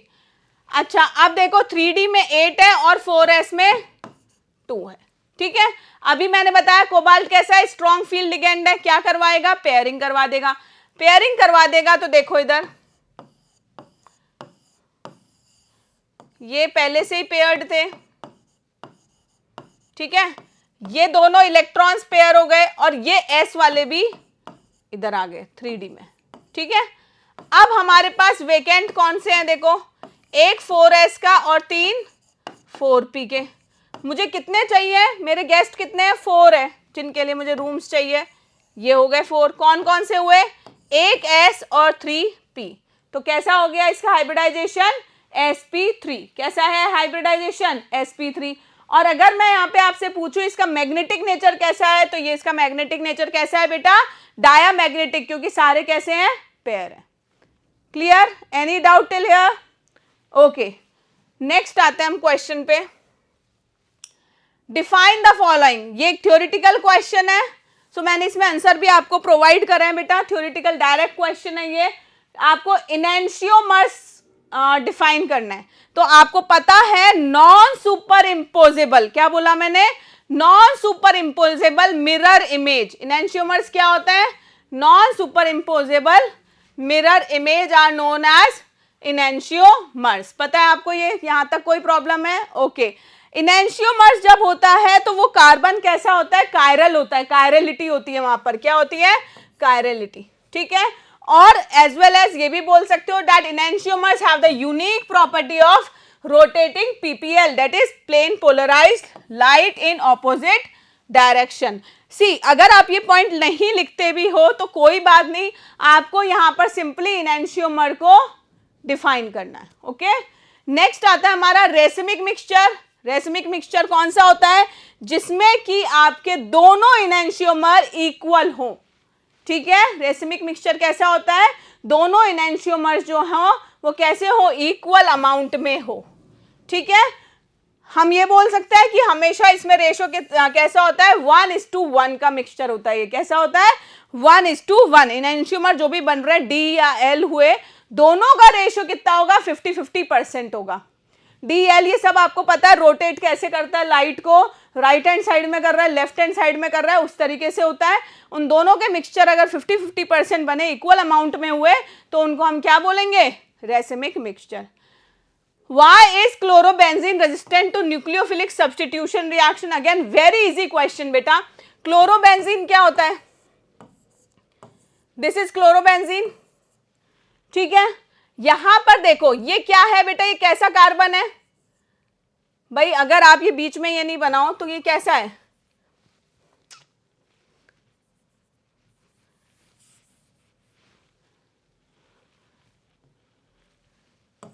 डबल बॉन्ड की वजह से, डबल बॉन्ड के कैरेक्टर की वजह से इस कार्बन का नेचर कैसा होगा, sp2 हाइब्रिडाइज्ड होगा, हाँ या ना, है ना। तो ये कैसा है, इलेक्ट्रोनेगेटिव sp2 हाइब्रिडाइज्ड कार्बन है। एज वेल एज यहाँ पर जो क्लोरीन लगा हुआ है उसके पास क्या है बेटा, लोन पेयर्स है, क्या है उसके पास, लोन पेयर्स। तो वो लोन पेयर जो है वो क्या करेगा, पार्टिसिपेट करेगा किसमें, रेजोनेंस में। किसमें पार्टिसिपेट करेगा, रेजोनेंस में। रेजोनेंस पता है आपको, डीलोकलाइजेशन ऑफ इलेक्ट्रॉन्स, ठीक है। अब देखो क्या मतलब है इसका, सिंपल सा कॉन्सेप्ट है कि अगर आपके हर एक कार्बन पर इलेक्ट्रॉन अवेलेबल रहेंगे, इलेक्ट्रॉन की डेंसिटी अवेलेबल रहेगी, तो क्या वहां पर आके कोई न्यूक्लियोफाइल अटैक कर सकता है, सब्स्टिट्यूट कर सकता है। न्यूक्लियोफाइल क्या होता है, न्यूक्लियोफाइल जो कि इलेक्ट्रॉन रिच स्पीशीज होती है। इलेक्ट्रोफाइल क्या होती है, इलेक्ट्रॉन डेफिशिएंट, जिनके पास पहले से ही इलेक्ट्रॉन की डेंसिटी है, तो वहां पर इलेक्ट्रॉन रिच स्पीशीज आके क्या करेंगी, सिंपल सी चीज है। अरे आ रही है ना बात समझ में, तो बस यही आपको एक्सप्लेन करना है। क्या, in chlorobenzene halogen atom is bonded to highly electronegative sp2 hybridized carbon atom and lone pair of halogen taking part in resonance with benzene ring, so nucleophilic reaction or substitution reaction is not possible. Clear? एकदम direct question है। Okay, next हम आते हैं, explain the following reaction and right chemical equation involve. मैं हमेशा से बोलती हूं बेटा, आपको बोर्ड की तैयारी करनी है तो लास्ट मोमेंट पे नहीं होती है, स्टार्टिंग से करो। और स्टार्टिंग से एक चीज तो मान ही लो कि ऑर्गेनिक की रिएक्शंस लिख के अपने पास रख लो उसको कहीं पे ऐसे, जहां बार बार आप उन रिएक्शंस को पढ़ते रहो, देखते रहो, और वो नेम रिएक्शंस को लर्न कर लो अच्छे से, ठीक है। वो हमेशा आपको बहुत हेल्प करेंगे अगर नेम रिएक्शंस लर्न है तो।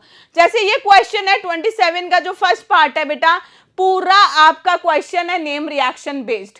अगर आपको नेम रिएक्शन याद है तो आप इजीली इस क्वेश्चन में मार्क्स ला सकते हो, ठीक है। तो फर्स्ट रिएक्शन कौन सी है, वोल्फ-किस्नर रिडक्शन। इजी सी रिएक्शन है, कर सकते हो, एक बार ट्राई करो, नहीं तो फिर मैं बताती हूँ आपको। तो वोल्फ-किस्नर रिडक्शन रिएक्शन सबको आती है, सिंपल सी रिएक्शन है, बेसिक रिएक्शन है जो आपको याद करनी है, नेम रिएक्शन है, ठीक है। मैं एक बार आपको बता देती हूँ इसमें क्या करते हैं। हम एल्डिहाइड लेते हैं, ये एल्डिहाइड है क्या, देखो जल्दी बताओ। एल्डिहाइड लिया आपने, एल्डिहाइड में हम किसकी रिएक्शन करवाते हैं, हाइड्राजीन की। किसकी रिएक्शन करवाते हैं, हाइड्राजीन की। तो ये एल्डिहाइड और कीटोन, अब मैम यहाँ पे हो सकता है अगर आप एच ले लो तो एल्डिहाइड हो जाएगा, अगर आर आ गया कोई और इधर भी आर आ गया तो ये क्या हो जाएगा, ketone. So we can take both here, aldehyde और कीटोन। एल्डिहाइड और कीटोन की रिएक्शन करवाई हाइड्राजीन से in the presence of NaOH और KOH, सोडियम हाइड्रोक्साइड और पोटेशियम हाइड्रोक्साइड, जो कि क्या है बेटा, स्ट्रॉन्ग बेस है, ठीक है। तो ये क्या बना लेगा, स्ट्रॉन्ग बेस है, तो ये किस में चेंज कर देगा, एल्केन में, ठीक है।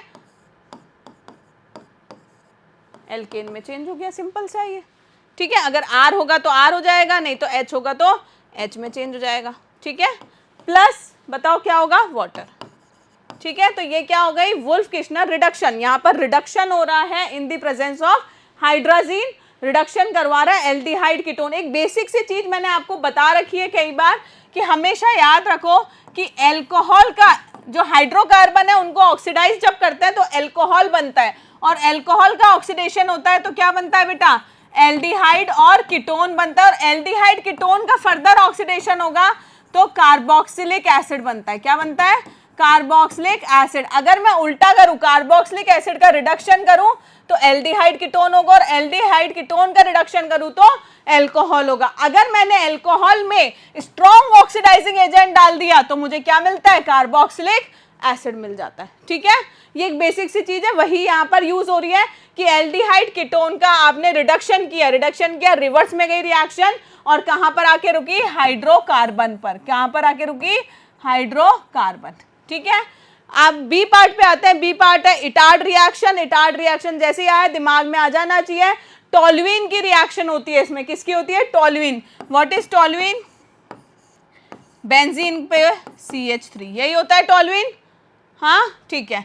इसकी रिएक्शन करवाई CrO3Cl2 से। किससे करवाई हमने, CrO2Cl2 से, ठीक है। 3 क्यों बोल रही हूँ मैं, पता नहीं, 3 इसलिए बोल रही हूँ क्योंकि मुझे यहाँ पर हाइड्रोनियम आयन लिखना था, दिमाग में वही चल रहा था, ठीक है।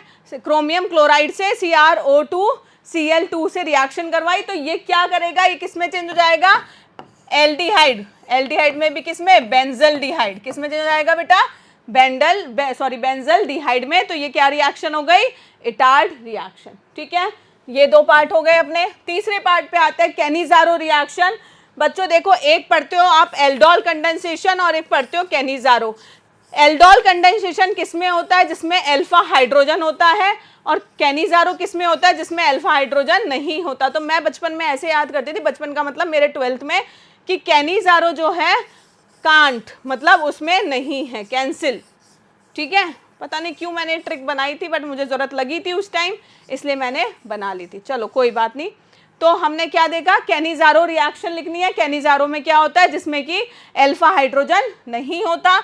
तो आपने क्या किया, यहाँ पर 2 मॉलिक्यूल्स लिए एसिटल्डिहाइड के। किसके लिए, एसिटल्डिहाइड के, और इसकी रिएक्शन करवाई NaOH के साथ। किसके साथ, बेस के साथ, NaOH के साथ। क्लियर है ये, यहाँ तक कोई प्रॉब्लम है, बोलो नहीं, ओके। अब ये क्या बनाएगा, ये बनाएगा मिथेनॉल CH3OH। क्या बना लिया ये, methanol CH3OH plus sodium salt of carboxylic acid, ठीक है।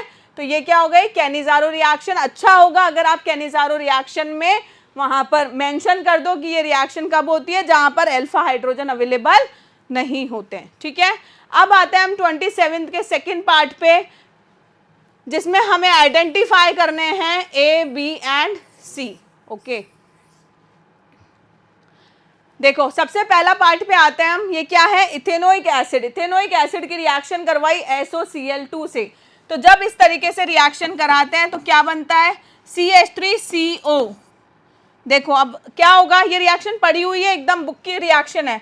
CH3COCl क्या बन जाएगा, CH3COCl, ठीक है। और इसके साथ ये बड़ी इंपॉर्टेंट रिएक्शन है, बोलते हैं यहाँ पे थायोनिल क्लोराइड क्यों ले रहे हैं, क्योंकि जो प्रोडक्ट बन रहा है HCl प्लस SO2, ये दोनों क्या है, गैस है।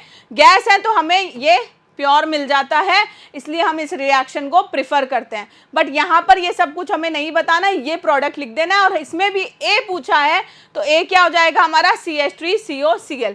इस CH3COCl में हमने रिएक्शन करवाई हाइड्रोजन की in the presence of palladium barium sulphate. जैसे ही मैंने देखा पैलेडियम बेरियम सल्फेट है तो मैं समझ गई यहाँ पे क्या होगा, रिडक्शन होगा। कौन सा रिडक्शन होगा, रोजनमुंड रिडक्शन होगा, ठीक है। तो ये किस में चेंज हो जाएगा, CH3CHO। तो मेरे पास यहाँ पर बी का आंसर क्या आ गया, CH3CHO। यहाँ तक कोई प्रॉब्लम, HCl भी बनता है, नहीं लिखोगे तो कोई बात नहीं, ठीक है, ओके। अब इसकी रिएक्शन करवाई आपने हाइड्रोजीन से। अभी थोड़ी देर पहले भी आपने हाइड्रोजीन यूज लिया था, ओके। तो ये क्या बना लेता है बेटा, CH3CH। अब ये देखो क्या होनी चाहिए रिएक्शन, O को हटाएंगे और क्या बन जाएगा यहाँ पर, yes, double bond N dot NH2। पता है ना कैसे बनता है, यहां से O और यहां से 2 हाइड्रोजन, इस तरीके से, ठीक है। सो ये आपका क्या हो गया बेटा, C हो गया। कर पा रहे हो, ठीक है। अब आते हैं हम बी पार्ट पे। बी पार्ट में देखो क्या किया है, मिथाइल साइनाइड लिया है CH3CN, इसकी रिएक्शन कराई है इन दी प्रेजेंस ऑफ डिबाल H। ये क्या होता है, रिड्यूसिंग एजेंट, एक स्ट्रॉन्ग रिड्यूसिंग एजेंट है, ये आपने पढ़ा होगा। रिएक्शन से मुझे इतना प्यार है कि एक बार मैं रब करती हूँ तो जाती ही नहीं है, कोई बात नहीं, दिमाग से भी नहीं जानी चाहिए तुम्हारे, बड़ी इंपॉर्टेंट होती हैं रिएक्शंस, ओके। CH3CN साइनाइड है ये, या आप इसको ऐसे भी लिख सकते हो, आपके अगर ऐसे इजी हो तो आपके लिए, CH3C ट्रिपल बॉन्ड N, ठीक है। अब हमने यहाँ पे क्या लिया, डिबाल H लिया, तो ये क्या कराएगा बेटा, रिडक्शन करवाएगा। ये क्या करवा देगा, रिडक्शन करवा देगा। CH3C डबल बॉन्ड O, यहाँ तक कोई प्रॉब्लम है तो बोलो, नहीं ना, और H क्योंकि वैलेंसी कंप्लीट नहीं हुई, तो ये मेरा आंसर क्या आ गया, A। अब मैंने इसमें क्या किया, रिएक्शन करवाई किसके साथ, डाइल्यूट NaOH के साथ। किसके साथ करवाई, डाइल्यूट NaOH के साथ। तो मेरी क्या रिएक्शन, क्या प्रोडक्ट बनेगा बताओ, यस, CH3। बहुत इजी सा एक करी हुई रिएक्शन है, इसमें ऐसा कुछ भी नहीं है, CHOH CH, जल्दी देखो कितने हैं, ये क्या है, एसिटाल्डिहाइड है, क्या है ये, एसिटाल्डिहाइड है, तो ये CH2CHO, ठीक है। अब ये क्या हो गया हमारा, B हो गया। इसको हमने सिंपली क्या किया बेटा, हीट किया। सिंपली हमने क्या किया, हीट किया। हीट करने से वाटर रिमूव होगा और क्या बन जाएगा, देखो डबल बॉन्ड आ जाएगा, CH3CH डबल बॉन्ड, क्या आया, CH3CH डबल बॉन्ड, और ये वाला पार्ट हो जाएगा पूरा CHCHO। देखो यहाँ पर मेरी एक बात सुनो, यहाँ पे एक तो यहाँ पे प्रोडक्ट आपको बताना है, एक तो ये क्वेश्चन, और दूसरा होता है कन्वर्जन। बच्चे जो है जनरली, मतलब हर साल की कहानी है कि मैम कन्वर्जन नहीं होते, मैम कन्वर्जन नहीं होते, ठीक है नहीं होते तो 1 मिनट आराम से क्या करना है बच्चे, कन्वर्जन के लिए आपकी बहुत अच्छी कमांड होनी चाहिए ऑर्गेनिक पर। मैं ये नहीं कह रही हूँ कि कन्वर्जन छोड़ दो, बट उसकी वजह से जो 80% 90% पेपर है वो ना छूट जाए। आप क्या करते हो, सिर्फ कन्वर्जन को रिवाइज करते रहते हो, और जो थ्योरेटिकल पार्ट है, जो इतने इंपॉर्टेंट चैप्टर्स हैं, उनको छोड़ देते हो। तो ऐसा नहीं करो, कन्वर्जन भी करो, लेकिन उसके साथ साथ और पार्ट भी करो, ठीक है।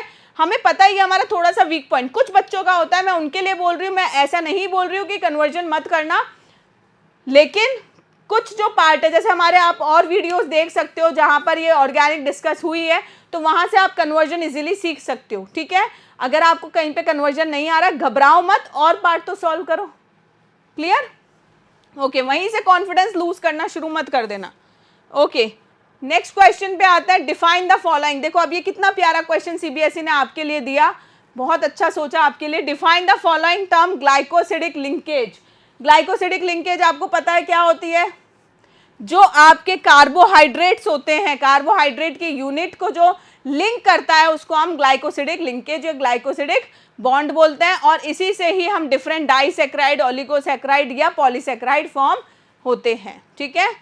इन्वर्ट शुगर क्या होता है? मिक्सचर होता है ग्लूकोज एंड फ्रक्टोज का, जो कि हाइड्रोलिसिस से बनता है। किसके हाइड्रोलिसिस से? सुक्रोज के हाइड्रोलिसिस से। इसको इन्वर्जन क्यों बोल रहे हैं बेटा? इन्वर्जन इसलिए बोल रहे हैं कि इसका जो पहले नेचर था, जब हाइड्रोलिसिस हुआ तो उसका नेचर जस्ट ऑपोजिट हो गया, इसलिए इन्वर्ट शुगर बोल रहे हैं इसको। ठीक है। ये सारी डेफिनेशन लिखी हुई है आपकी बुक में, बट मैंने आपको प्रोवाइड करा दिया, आप चाहो तो इसका स्क्रीनशॉट ले सकते हो। ओलिगोसैकेराइड का मतलब क्या होता है? कि जहां पर कुछ कार्बोहाइड्रेट कंबाइन हो, जैसे डाइसैकेराइड बना देते हैं। जब दो मोनोसैकेराइड यूनिट जो है कंबाइन होती है तो क्या बना देती है? डाइसैकेराइड। ठीक है। और पॉलीसैकेराइड, जब बहुत सारी मोनोसैकेराइड यूनिट, जो मोर देन 10 मोनोसैकेराइड यूनिट्स जो है कंबाइंड होती है, तो वो क्या बना देती है? पॉलीसैकेराइड। तो आप बोल सकते हो कि ओलिगोसैकेराइड जो है कार्बोहाइड्रेट है जो कि ग्लाइकोसिडिक बॉन्ड से अटैच है, और ये किसके बीच में आता है? मोनोसैकेराइड और पॉलीसैकेराइड के बीच में जो छोटे मॉलिक्यूल्स हैं उनको बोलेंगे। ठीक है। नेक्स्ट आते हैं हम define reverse osmosis. Name one semi permeable membrane which can be used in the process of reverse osmosis. या आपने इलेक्ट्रोकेमिस्ट्री सॉल्यूशन चैप्टर पढ़ा था, वहां पर कॉलिगेटिव प्रॉपर्टी पढ़ते हो, रिवर्स ऑस्मोसिस पढ़ते हो, वहां से एक थ्योरेटिकल क्वेश्चन है सिंपल, जहां पे एक सेमी परमिएबल मेम्ब्रेन को यूज लेके कैसे वाटर को प्यूरिफाई किया जाता है। ठीक है। तो इसमें क्या होता है बेटा? ये रिवर्स है। ऑस्मोसिस क्या होता है? ऑस्मोसिस होता है from high concentration to low concentration, यही होता है क्या? तो यहाँ पे क्या हो रहा है बेटा? Water is force through the membrane under pressure against the natural from an area of high concentration to low concentration. किसका? लेकिन ये लिखना बहुत जरूरी है, सॉल्यूट का कॉन्सेंट्रेशन। तो ध्यान से सुनो, रिवर्स ऑस्मोसिस में हाई सॉल्यूट कॉन्सेंट्रेशन से लो सॉल्यूट कॉन्सेंट्रेशन में मूवमेंट हो रहा है through a semi permeable membrane. ठीक है। और अगर आपसे पूछा name one semi permeable membrane, तो आप ये लिख सकते हो easily. What do you expect to happen when RBC are placed in 0.5% NaCl solution? Simple सा है, जब आरबीसी को आप प्लेस करोगे तो क्या हो जाएगा? स्वेल हो जाएगा, और स्वेल होके वो क्या हो सकता है? बस्ट हो जाएगा। ठीक है। तो वाटर जो है वो मूव होगा, ऑस्मोसिस की वजह से वाटर जो है वो आरबीसी सेल के अंदर जाएगा, आरबीसी सेल क्या होगा? स्वेल अप हो जाएगा और वो बस्ट हो जाएगा। सिंपल, सिर्फ इतना ही बताना है आपको। ठीक है। Okay, which one of the following will have higher osmotic pressure in 1 mKCl और 1 m urea solution? Justify your answer. Simple सा है, देखो ये तो क्या बोला है, दो है आपके पास, 1 mKCl एंड 1 m यूरिया। ये लिखते लिखते ये तो क्लियर हो गया कि दोनों क्या कॉन्सेंट्रेशन सेम है।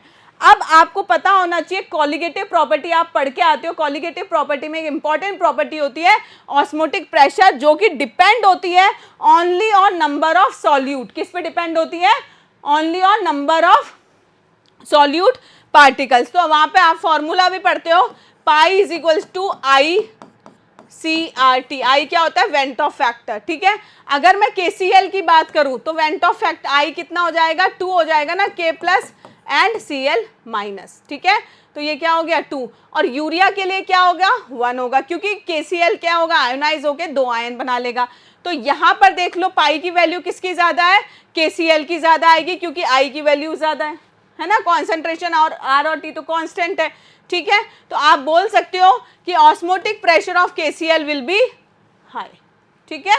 Second, why osmotic pressure is a colligative property? ये हमने अभी डिस्कस किया, because it depend only and only on the number of solute particle irrespective to the nature of the solution या सॉल्यूट पार्टिकल। कि solute particle का क्या nature है उस पर डिपेंड नहीं करती है colligative properties. Colligative properties depend करती है ओनली एंड ओनली किस पे? Number of solute particles. ठीक है। ओके, नेक्स्ट आपको ये केस स्टडी क्वेश्चन दे रखा है, आपको ये अमाइंस के बारे में, आप इसका स्क्रीनशॉट लेके आप आराम से रीड कर सकते हो, ऐसा कोई इशू नहीं है इसमें। आपको क्या पूछा है? Arrange the following in the increasing order of their basic character, give reason. ये आपको 3 कंपाउंड दे रखे हैं बेटा, इनको आपको अरेंज करना है बेसिक कैरेक्टर में। ठीक है, तो देखो कैसे होगा।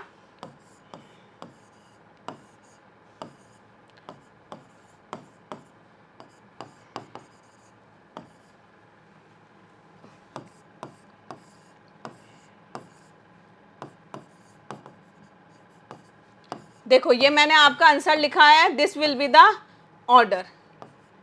अब ऐसा थोड़ी है कि मैम ने कह दिया और बस मान लो, पता तो होना चाहिए क्यों है भैया ऐसा। देखो यहां पर NO2 ग्रुप अटैच है, NO2 कैसा होता है और CH3 कैसा होता है, ये सिंपल आपका NH2 लगा हुआ है, अमाइन है, यहां पर NO2 लगा हुआ है और यहां पर आपके क्या है लगा हुआ है CH3, ये गलत है, यहां पर ये NH2 होगा, ठीक है, ओके।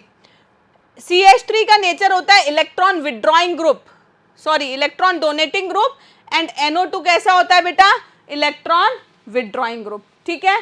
तो क्या होगा, हमेशा याद रखो, जब भी इलेक्ट्रॉन डोनेटिंग ग्रुप लगेगा, कौन सा लगेगा बेटा, इलेक्ट्रॉन डोनेटिंग ग्रुप, तो बेसिसिटी इंक्रीज होगी। क्या बोला मैंने, ये फंडामेंटल चीज है जो याद रखना जरूरी है।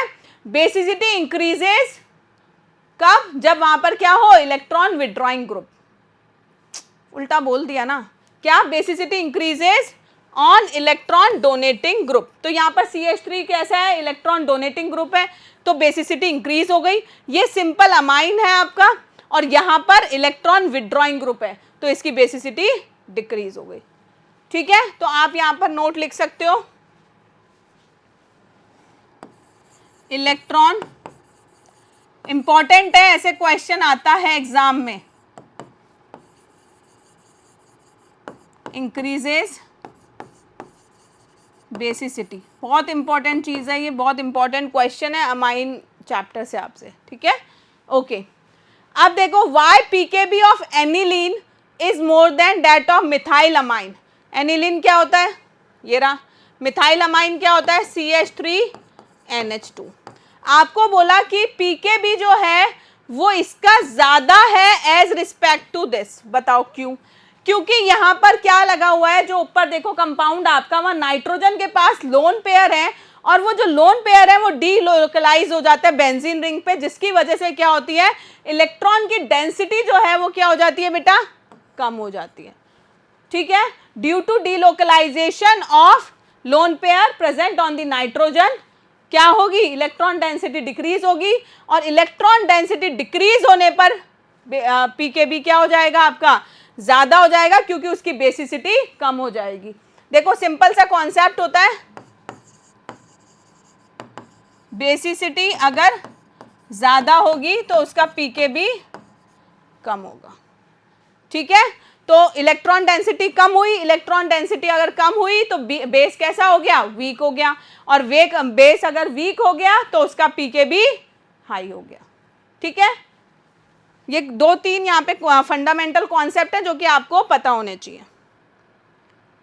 इसी का C part, arrange the following in increasing order of their basic character in an aqueous solution. आपको ये डिफरेंट अमाइंस दे रखे हैं और पूछा है इनको बेसिक कैरेक्टर में अरेंज करो, तो सिंपल सा है इसमें, देखो जो मैं अरेंज करके दे देती हूँ, वैसे तुम्हें आना चाहिए, ये NCERT में एकदम गिवन है। सबसे ज्यादा बेसिक कौन सा होगा, बोलो, इसमें दिमाग लगाओ, यस, डाई मिथाइल अमाइन होगा, ठीक है। उसके बाद CH3NH2 होगा। उसके बाद क्या बचा, अब अमोनिया है एक तो, और एक ट्राई मिथाइल है, तो CH3 और NH3, सिंपल NCERT का क्वेश्चन, वो गिवन है ये, तो कोई ऐसी परेशानी की बात नहीं है। इसी में एक और पार्ट है, why ammonolysis of alkyl halide is not a good method to form a pure amine, बताओ क्योंकि, बोलो बोलो, जो 1 डिग्री आप लिख सकते हो, चाहे तो पॉइंट में लिखना चाहो तो बेटा, इसमें पता होना चाहिए आपको कि 1 degree reacts with alkyl halide to form 2 degree, very good, है ना। यहां पर क्या होगा, जैसे ही आपका अमाइन बनेगा तो 1 डिग्री वाला जो है वो किस में चेंज हो जाएगा, 2 डिग्री में, और 2 डिग्री फटाफट से रिएक्ट करके किस में चेंज हो जाएगा 3 डिग्री में, और 3 डिग्री रिएक्ट करके किस में जाएगा 4 डिग्री में या क्वाटरनरी अमाइन सॉल्ट में। ठीक है, तो क्या होगा 1 डिग्री अमाइन जो है रिएक्ट करेगा एल्काइल हैलाइड से टू फॉर्म प्राइमरी, ठीक है, primary amine which on further reaction form secondary convert to tertiary and finally it will form quaternary salt, ठीक है, quaternary amine।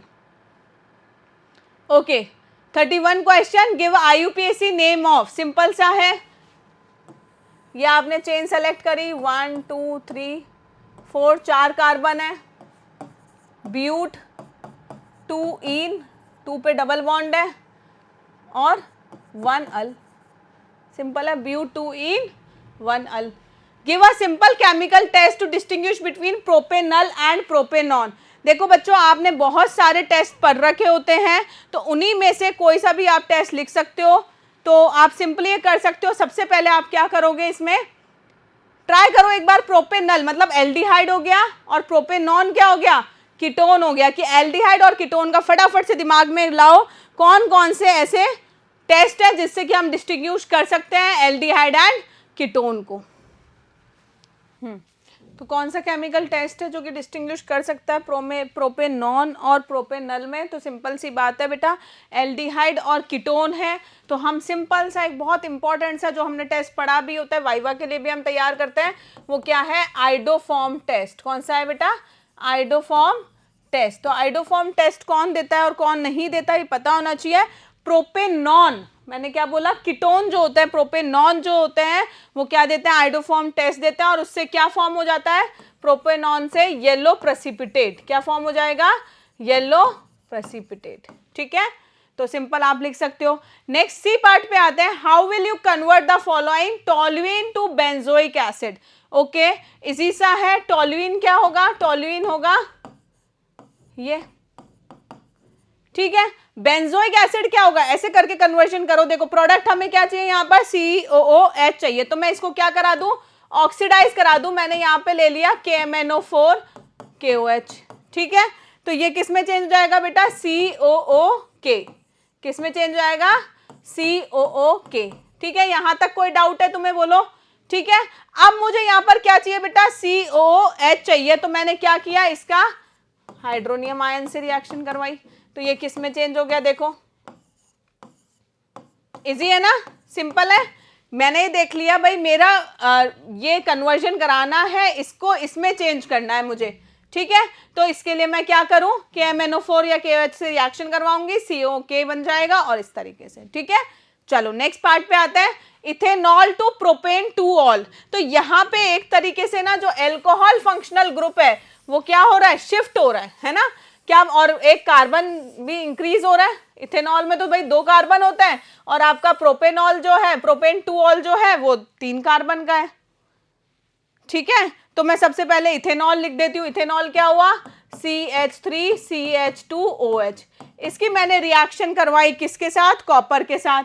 आपको ये पता होना चाहिए, आपके एनसीईआरटी में गिवन है कि इथेनॉल के अगर कॉपर से 573 पे रिएक्शन करवाओगे तो वो किस में चेंज हो जाएगा, इथेनॉल में हो जाएगा बेटा, किस में चेंज हो जाएगा, इथेनॉल में हो जाएगा। ठीक है, यहां तक कोई डाउट है, बोलो, इथेनॉल में हो गया। ओके, मुझे क्या चाहिए, प्रोपेन टू ऑल, तो मैंने यहाँ पे ग्रिग्नार्ड रिएजेंट से रिएक्शन करवा दी, CH3MgBr। ठीक है, ग्रिग्नार्ड रिएजेंट से रिएक्शन करवाई, मेरा प्रोडक्ट क्या बन जाएगा, सिंपल मैं इसको ओपन करके लिखती हूँ जिससे तुम्हें थोड़ा इजी लगेगा। ये OMgBr यहाँ पे हो जाएगा और CH3 हो जाएगा, है ना, यहां तक कोई प्रॉब्लम, H, ठीक है, ये यहां बताओ कोई प्रॉब्लम है क्या, और CH3। ठीक है, आई ना ये बात समझ भाई, ये CH3MgBr है बेटा, ये यहां से ब्रेक हुआ, CH3 जुड़ गया और OMgBr जो है वो एक साथ अटैच हो गया। ठीक है, अब मुझे चाहिए प्रोपेन टू ऑल, तो मैंने इसका सिंपल वाटर से रिएक्शन करवाई, वाटर से रिएक्शन करवाई, क्या बच गया मेरे पास, ये बच गया CH3 एज इट इज, ये H, ये CH3। ठीक है, और MgOH, बताओ क्या बनेगा, चलो ठीक है, और इधर क्या हो जाएगा, क्या करूं, इधर H रहेगा क्या, नहीं रहेगा, OH, ठीक है। ये MgBr जो है ये हट गया, MgOH Br बन जाएगा। इसको चाहे नहीं भी लिखोगे आप तो मार्क्स आपके नहीं कटेंगे, आपको सिंपल आपको ये कन्वर्जन करके दिखाना है, ठीक है। तो हमने सिंपली पहले क्या किया, इथेनॉल को कॉपर के साथ ऑक्सीडाइज करवाया, आपको यहाँ पे एल्डिहाइड मिला, एल्डिहाइड की ग्रिग्नार्ड रिएजेंट से reaction which followed by the hydrolysis, ठीक है। ओके, नेक्स्ट है प्रोपेनल, एल्डिहाइड है, प्रोपेनल को 2 हाइड्रोक्सी प्रोपेनोइक एसिड में, सिंपल सा दिमाग में ये तो आ ही गया कि ये भाई प्रोपेनोइक एसिड है मतलब कार्बोक्सिलिक एसिड है, मतलब हमें क्या करना होगा, ऑक्सीडेशन तो करना ही होगा। यहां तक कोई प्रॉब्लम? ओके, तो आपने लिखा प्रोपेनल CH3, क्या होगा propanal myth eth prop CH3 CH2 CHO, यहां तक कोई प्रॉब्लम है बोलो, नहीं ना, ठीक है। इसकी रिएक्शन करवाई KMnO4 के साथ, मैंने अभी बोला ऑक्सीडेशन कर रहे हैं H3O+, ठीक है। ये क्या बना लेगा बेटा, CH3, देखो एज इट इज CH3 लिख दिया, CH2 लिख दो, और जो C डबल बॉन्ड OH था उसको ऐसे लिख दो, ठीक है। अब इसकी रिएक्शन करवा दो आप किसके साथ, रेड फॉस्फोरस के साथ। किसके साथ रिएक्शन करवाओगे, ये क्या बना है, myth eth prop, propanoic acid बन गया। मुझे क्या चाहिए बेटा, 2 हाइड्रोक्सी प्रोपेनोइक एसिड, मतलब प्रोपेनोइक एसिड की सेकेंड पोजीशन पर मुझे क्या चाहिए, OH ग्रुप चाहिए। तो मैंने रेड फॉस्फोरस और क्लोरीन की प्रेजेंस में रिएक्शन करवाई, ये इसने क्या कर दिया, Cl इंट्रोड्यूस कर दिया, CH3 Cl C double bond OH 1 2 3 1, ठीक है। क्लियर है, यहां तक कोई डाउट है तो पूछो, ठीक है। अब इसकी रिएक्शन मैंने करवाई किसके साथ, NaOH के साथ, ठीक है। क्या बन जाएगा, ये Cl हट जाएगा, CH3 CH C double bond OH, ये एज इट इज लिखा मैंने, ये Cl और Na मिल जाएंगे और इधर क्या बन जाएगा, OH। यही चाहिए था मुझे, बताओ हो गया ना कन्वर्जन। तो बहुत ज़्यादा टफ नहीं है, सिंपल, पहले देखो रिएक्टेंट क्या है और उसको कन्वर्ट किस में करना है और क्या करना है, ऑक्सीडेशन करना है कि रिडक्शन करना है कि ओजोनोलाइसिस करना है कि क्या करना है, व्हाट इज द पर्पस, हमें क्या प्रोडक्ट चाहिए उसके हिसाब से करेंगे, ठीक है। ओके, नोट डाउन करना हो या स्क्रीनशॉट ले लो इसका आप लोग।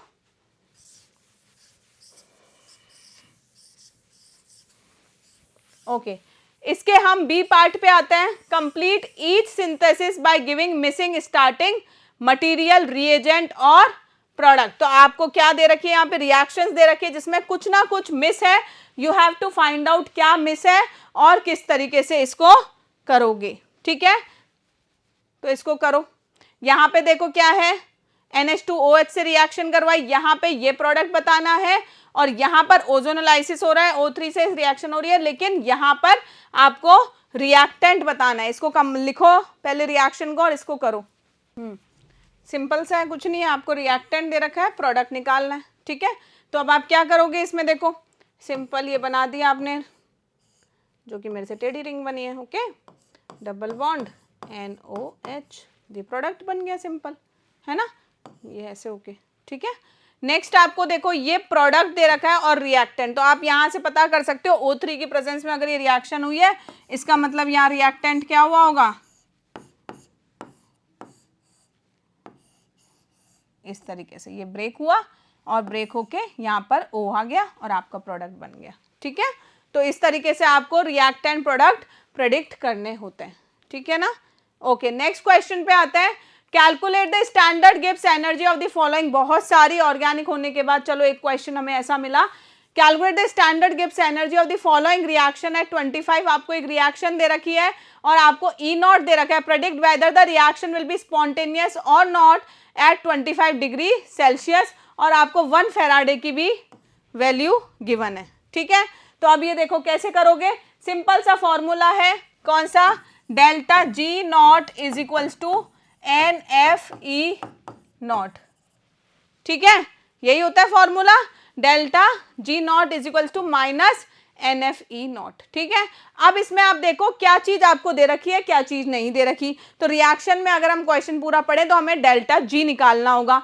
डेल्टा जी निकालने के लिए N और F तो पता है, E0 निकालना पड़ेगा। E0 कैसे निकालते हैं, E cathode minus E anode. Cathode और एनोड कैसे करेंगे, देखो इसमें बताओ क्या है, -2.87 माइनस 1.5, इसको माइनस कर लो। ठीक है, तो इससे क्या आ जाएगा आपका 4.37, क्या आ जाएगा 4.37। ये क्या आ गया आपका E0 आ गया। तो delta G is equals to, electrons का देखो अब इधर बहुत इंपॉर्टेंट, यही मेन चीज है। यहाँ पे गोल्ड जो है वो 3 इलेक्ट्रॉन लूज कर रहा है और कैल्शियम इलेक्ट्रॉन गेन कर रहा है लेकिन 2।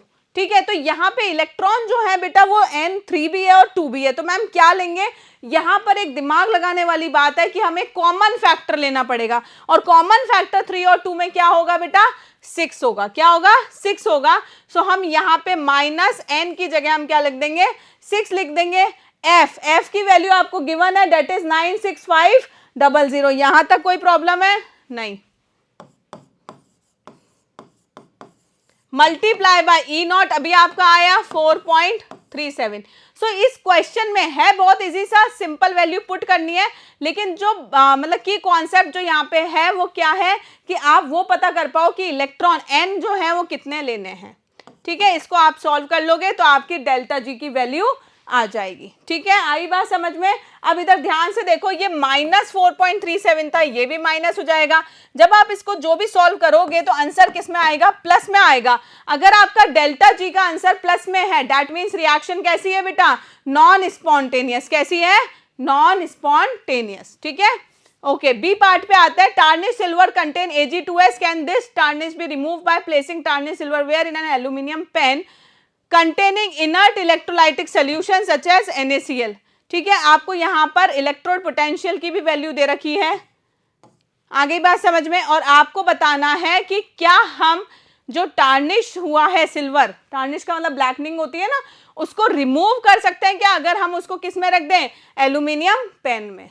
तो हम कर सकते हैं। क्यों कर सकते हैं, क्योंकि यहां पर एल्यूमिनियम जो है वो रिड्यूसिंग एजेंट की तरह बिहेव करेगा, और यहां पर क्या हो जाएगा, रिड्यूसिंग एजेंट कौन बिहेव कर रहा है, एल्यूमिनियम। आप लिखोगे as aluminium is behaving as reducing agent, it will reduce Ag2S to Ag।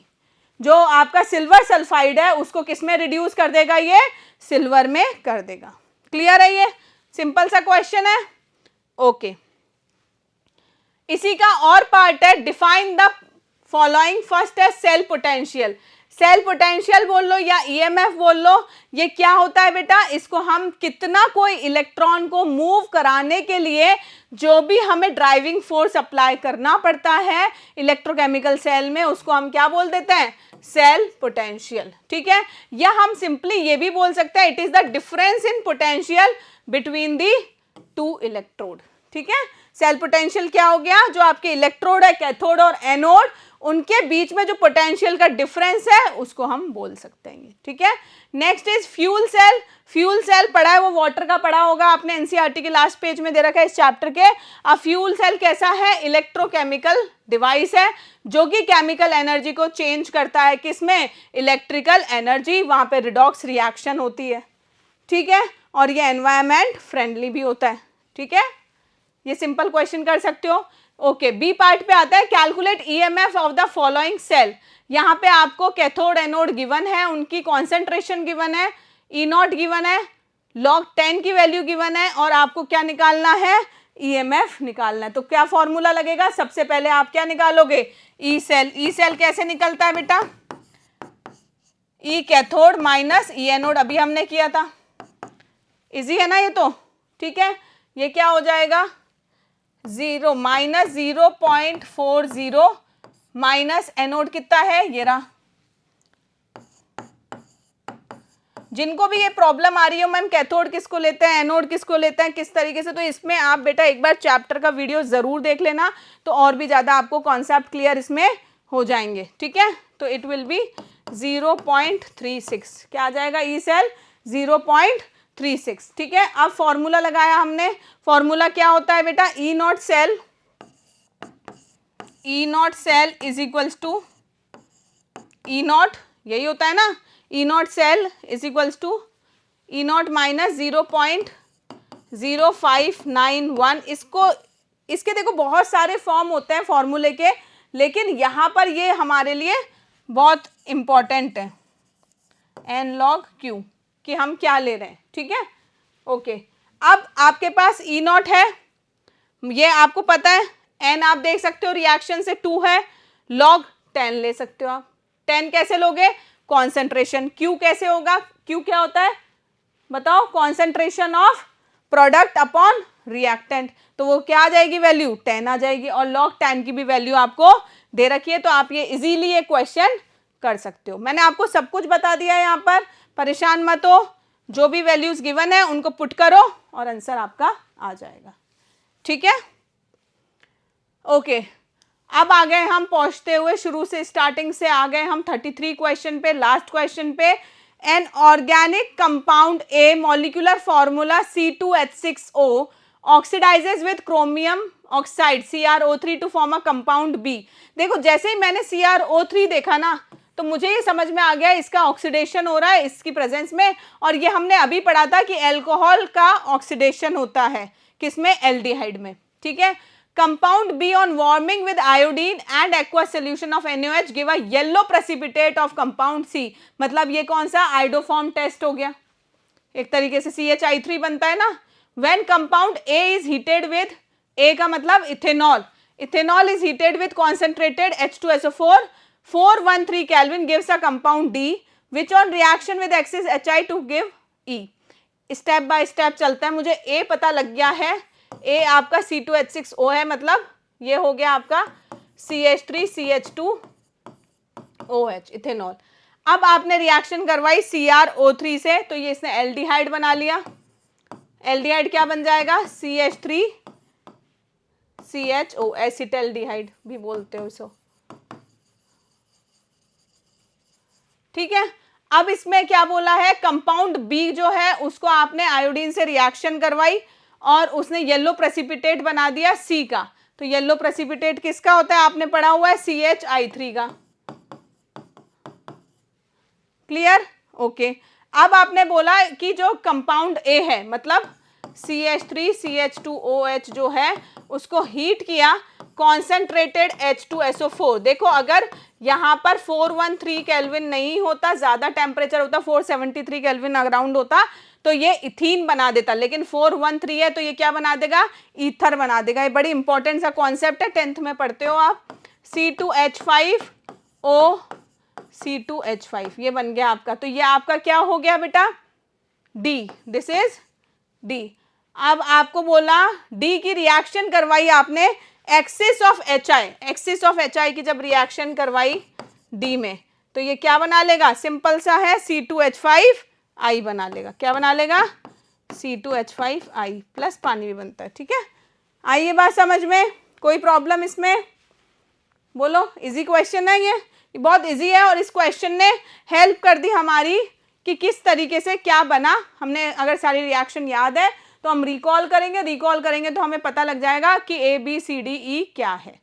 ठीक है, ओके। अब इसका और पार्ट देख लो। Phenol is treated with concentrated HNO3, direct reaction है सिंपल सी, कि भाई कॉन्सेंट्रेटेड HNO3 जब हम लेते हैं फिनॉल के साथ रिएक्शन करवाते हैं तो वो क्या कर देता है, NO2 जुड़ जाता है और क्या फॉर्म हो जाता है, पिक्रिक एसिड। क्या फॉर्म हो जाता है बेटा, पिक्रिक एसिड।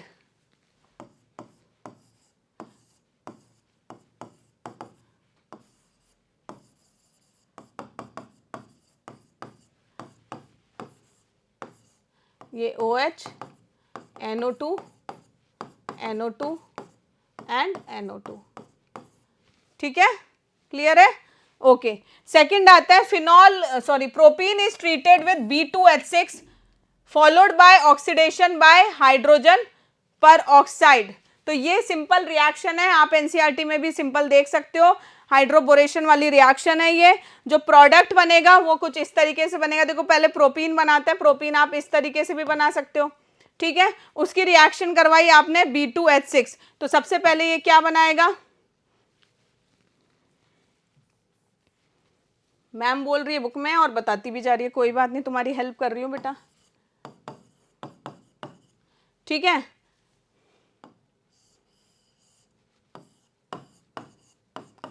ये बन गया, ठीक है, यहां तक कोई प्रॉब्लम। इसके हाइड्रोजन पर ऑक्साइड से रिएक्शन करवा दो बस H2O2 से, ठीक है, H2O2 in the presence of hydroxide ion, तो ये क्या बना लेगा, ये बना लेगा OH, बस। मिथ इथ प्रोपेनॉल, क्या बन गया ये, propanol. Sodium tertiary butoxide is treated with CH3Cl, तो यहां पे जैसे ही आपने ये देखा तो दिमाग में क्या आ जाना चाहिए, SN1 SN2 भी आ सकता है आपके।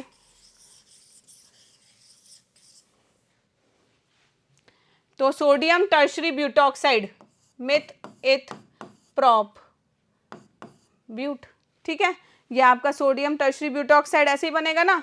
इसकी रिएक्शन करवाई,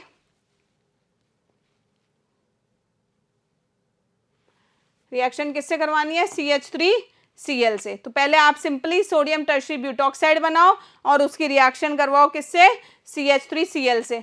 करो इस रिएक्शन को एक बार करो, देखो सिंपल है, एक बार दिमाग में लाओ कि क्या बन सकता है और फिर हम करते हैं, इजी है, कोई बहुत डिफिकल्ट नहीं है। इतना सा हिंट दे देती हूँ, यहाँ पर सोडियम है, यहाँ पर क्लोरीन है, क्या रिएक्शन हो सकती है, ठीक है ना। तो ऐसे ना बनाकर इसको ऐसे बनाओ, देखो मैं बताती हूँ तुम्हें, वैसे भी बना सकते हो, उसमें कोई प्रॉब्लम नहीं है।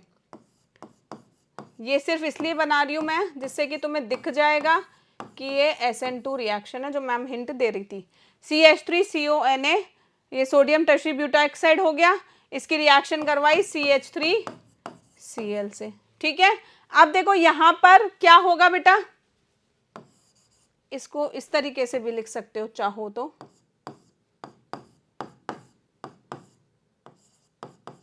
इस तरीके से, चाहे तो मत लिखना, कोई प्रॉब्लम नहीं है, ठीक है। अगर आपको जिस तरीके से भी इजी लगे वैसे लिखना बेटा, ओके। ये क्या बना लेगा, CH3 मैं हिंट दिया था मैंने अभी अभी कि यहाँ सोडियम है, यहाँ क्लोरीन है, तो आप क्या कर दोगे, सोडियम क्लोरीन NaCl की फॉर्म में निकल गया और ये आपका प्रोडक्ट बन गया, ठीक है। इज इट क्लियर, लिख भी सकते हो इसमें, it follow SN2 mechanism. Give a simple chemical test to distinguish between butane 1-ऑल एंड ब्यूटेन 2-ऑल, मतलब प्राइमरी अल्कोहल और सेकेंडरी अल्कोहल को डिस्टिंग्विश करने के लिए हम कौन सा रिएजेंट यूज लेते हैं बेटा, लुकास रिएजेंट लेते हैं। लुकास रिएजेंट क्या होता है,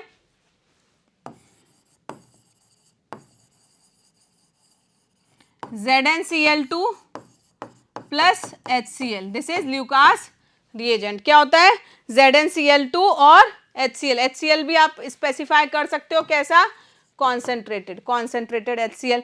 तो देखो इसमें क्या होगा, जब आप क्या दे रखा है, ब्यूटेन 1-ऑल दे रखा है एंड ब्यूटेन 2-ऑल, तो ब्यूटेन 1-ऑल में कोई भी रिएक्शन नहीं होगी जब आप लुकास रिएजेंट डालोगे, और ब्यूटेन 2-ऑल जो है वो क्या होगा, टर्बिडिटी फॉर्म करेगा, क्या करेगा, टर्बिडिटी फॉर्म करेगा आफ्टर 5 to 10 मिनट्स। आपने पढ़ा है, ये अल्कोहल चैप्टर का क्वेश्चन है, 1 डिग्री 2 डिग्री और 3 डिग्री अल्कोहल को डिस्टिंग्विश करने का केमिकल टेस्ट, ठीक है।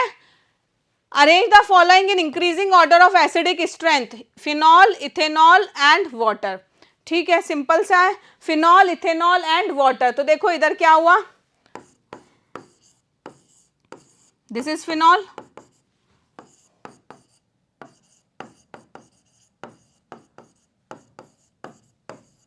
Ethanol and water.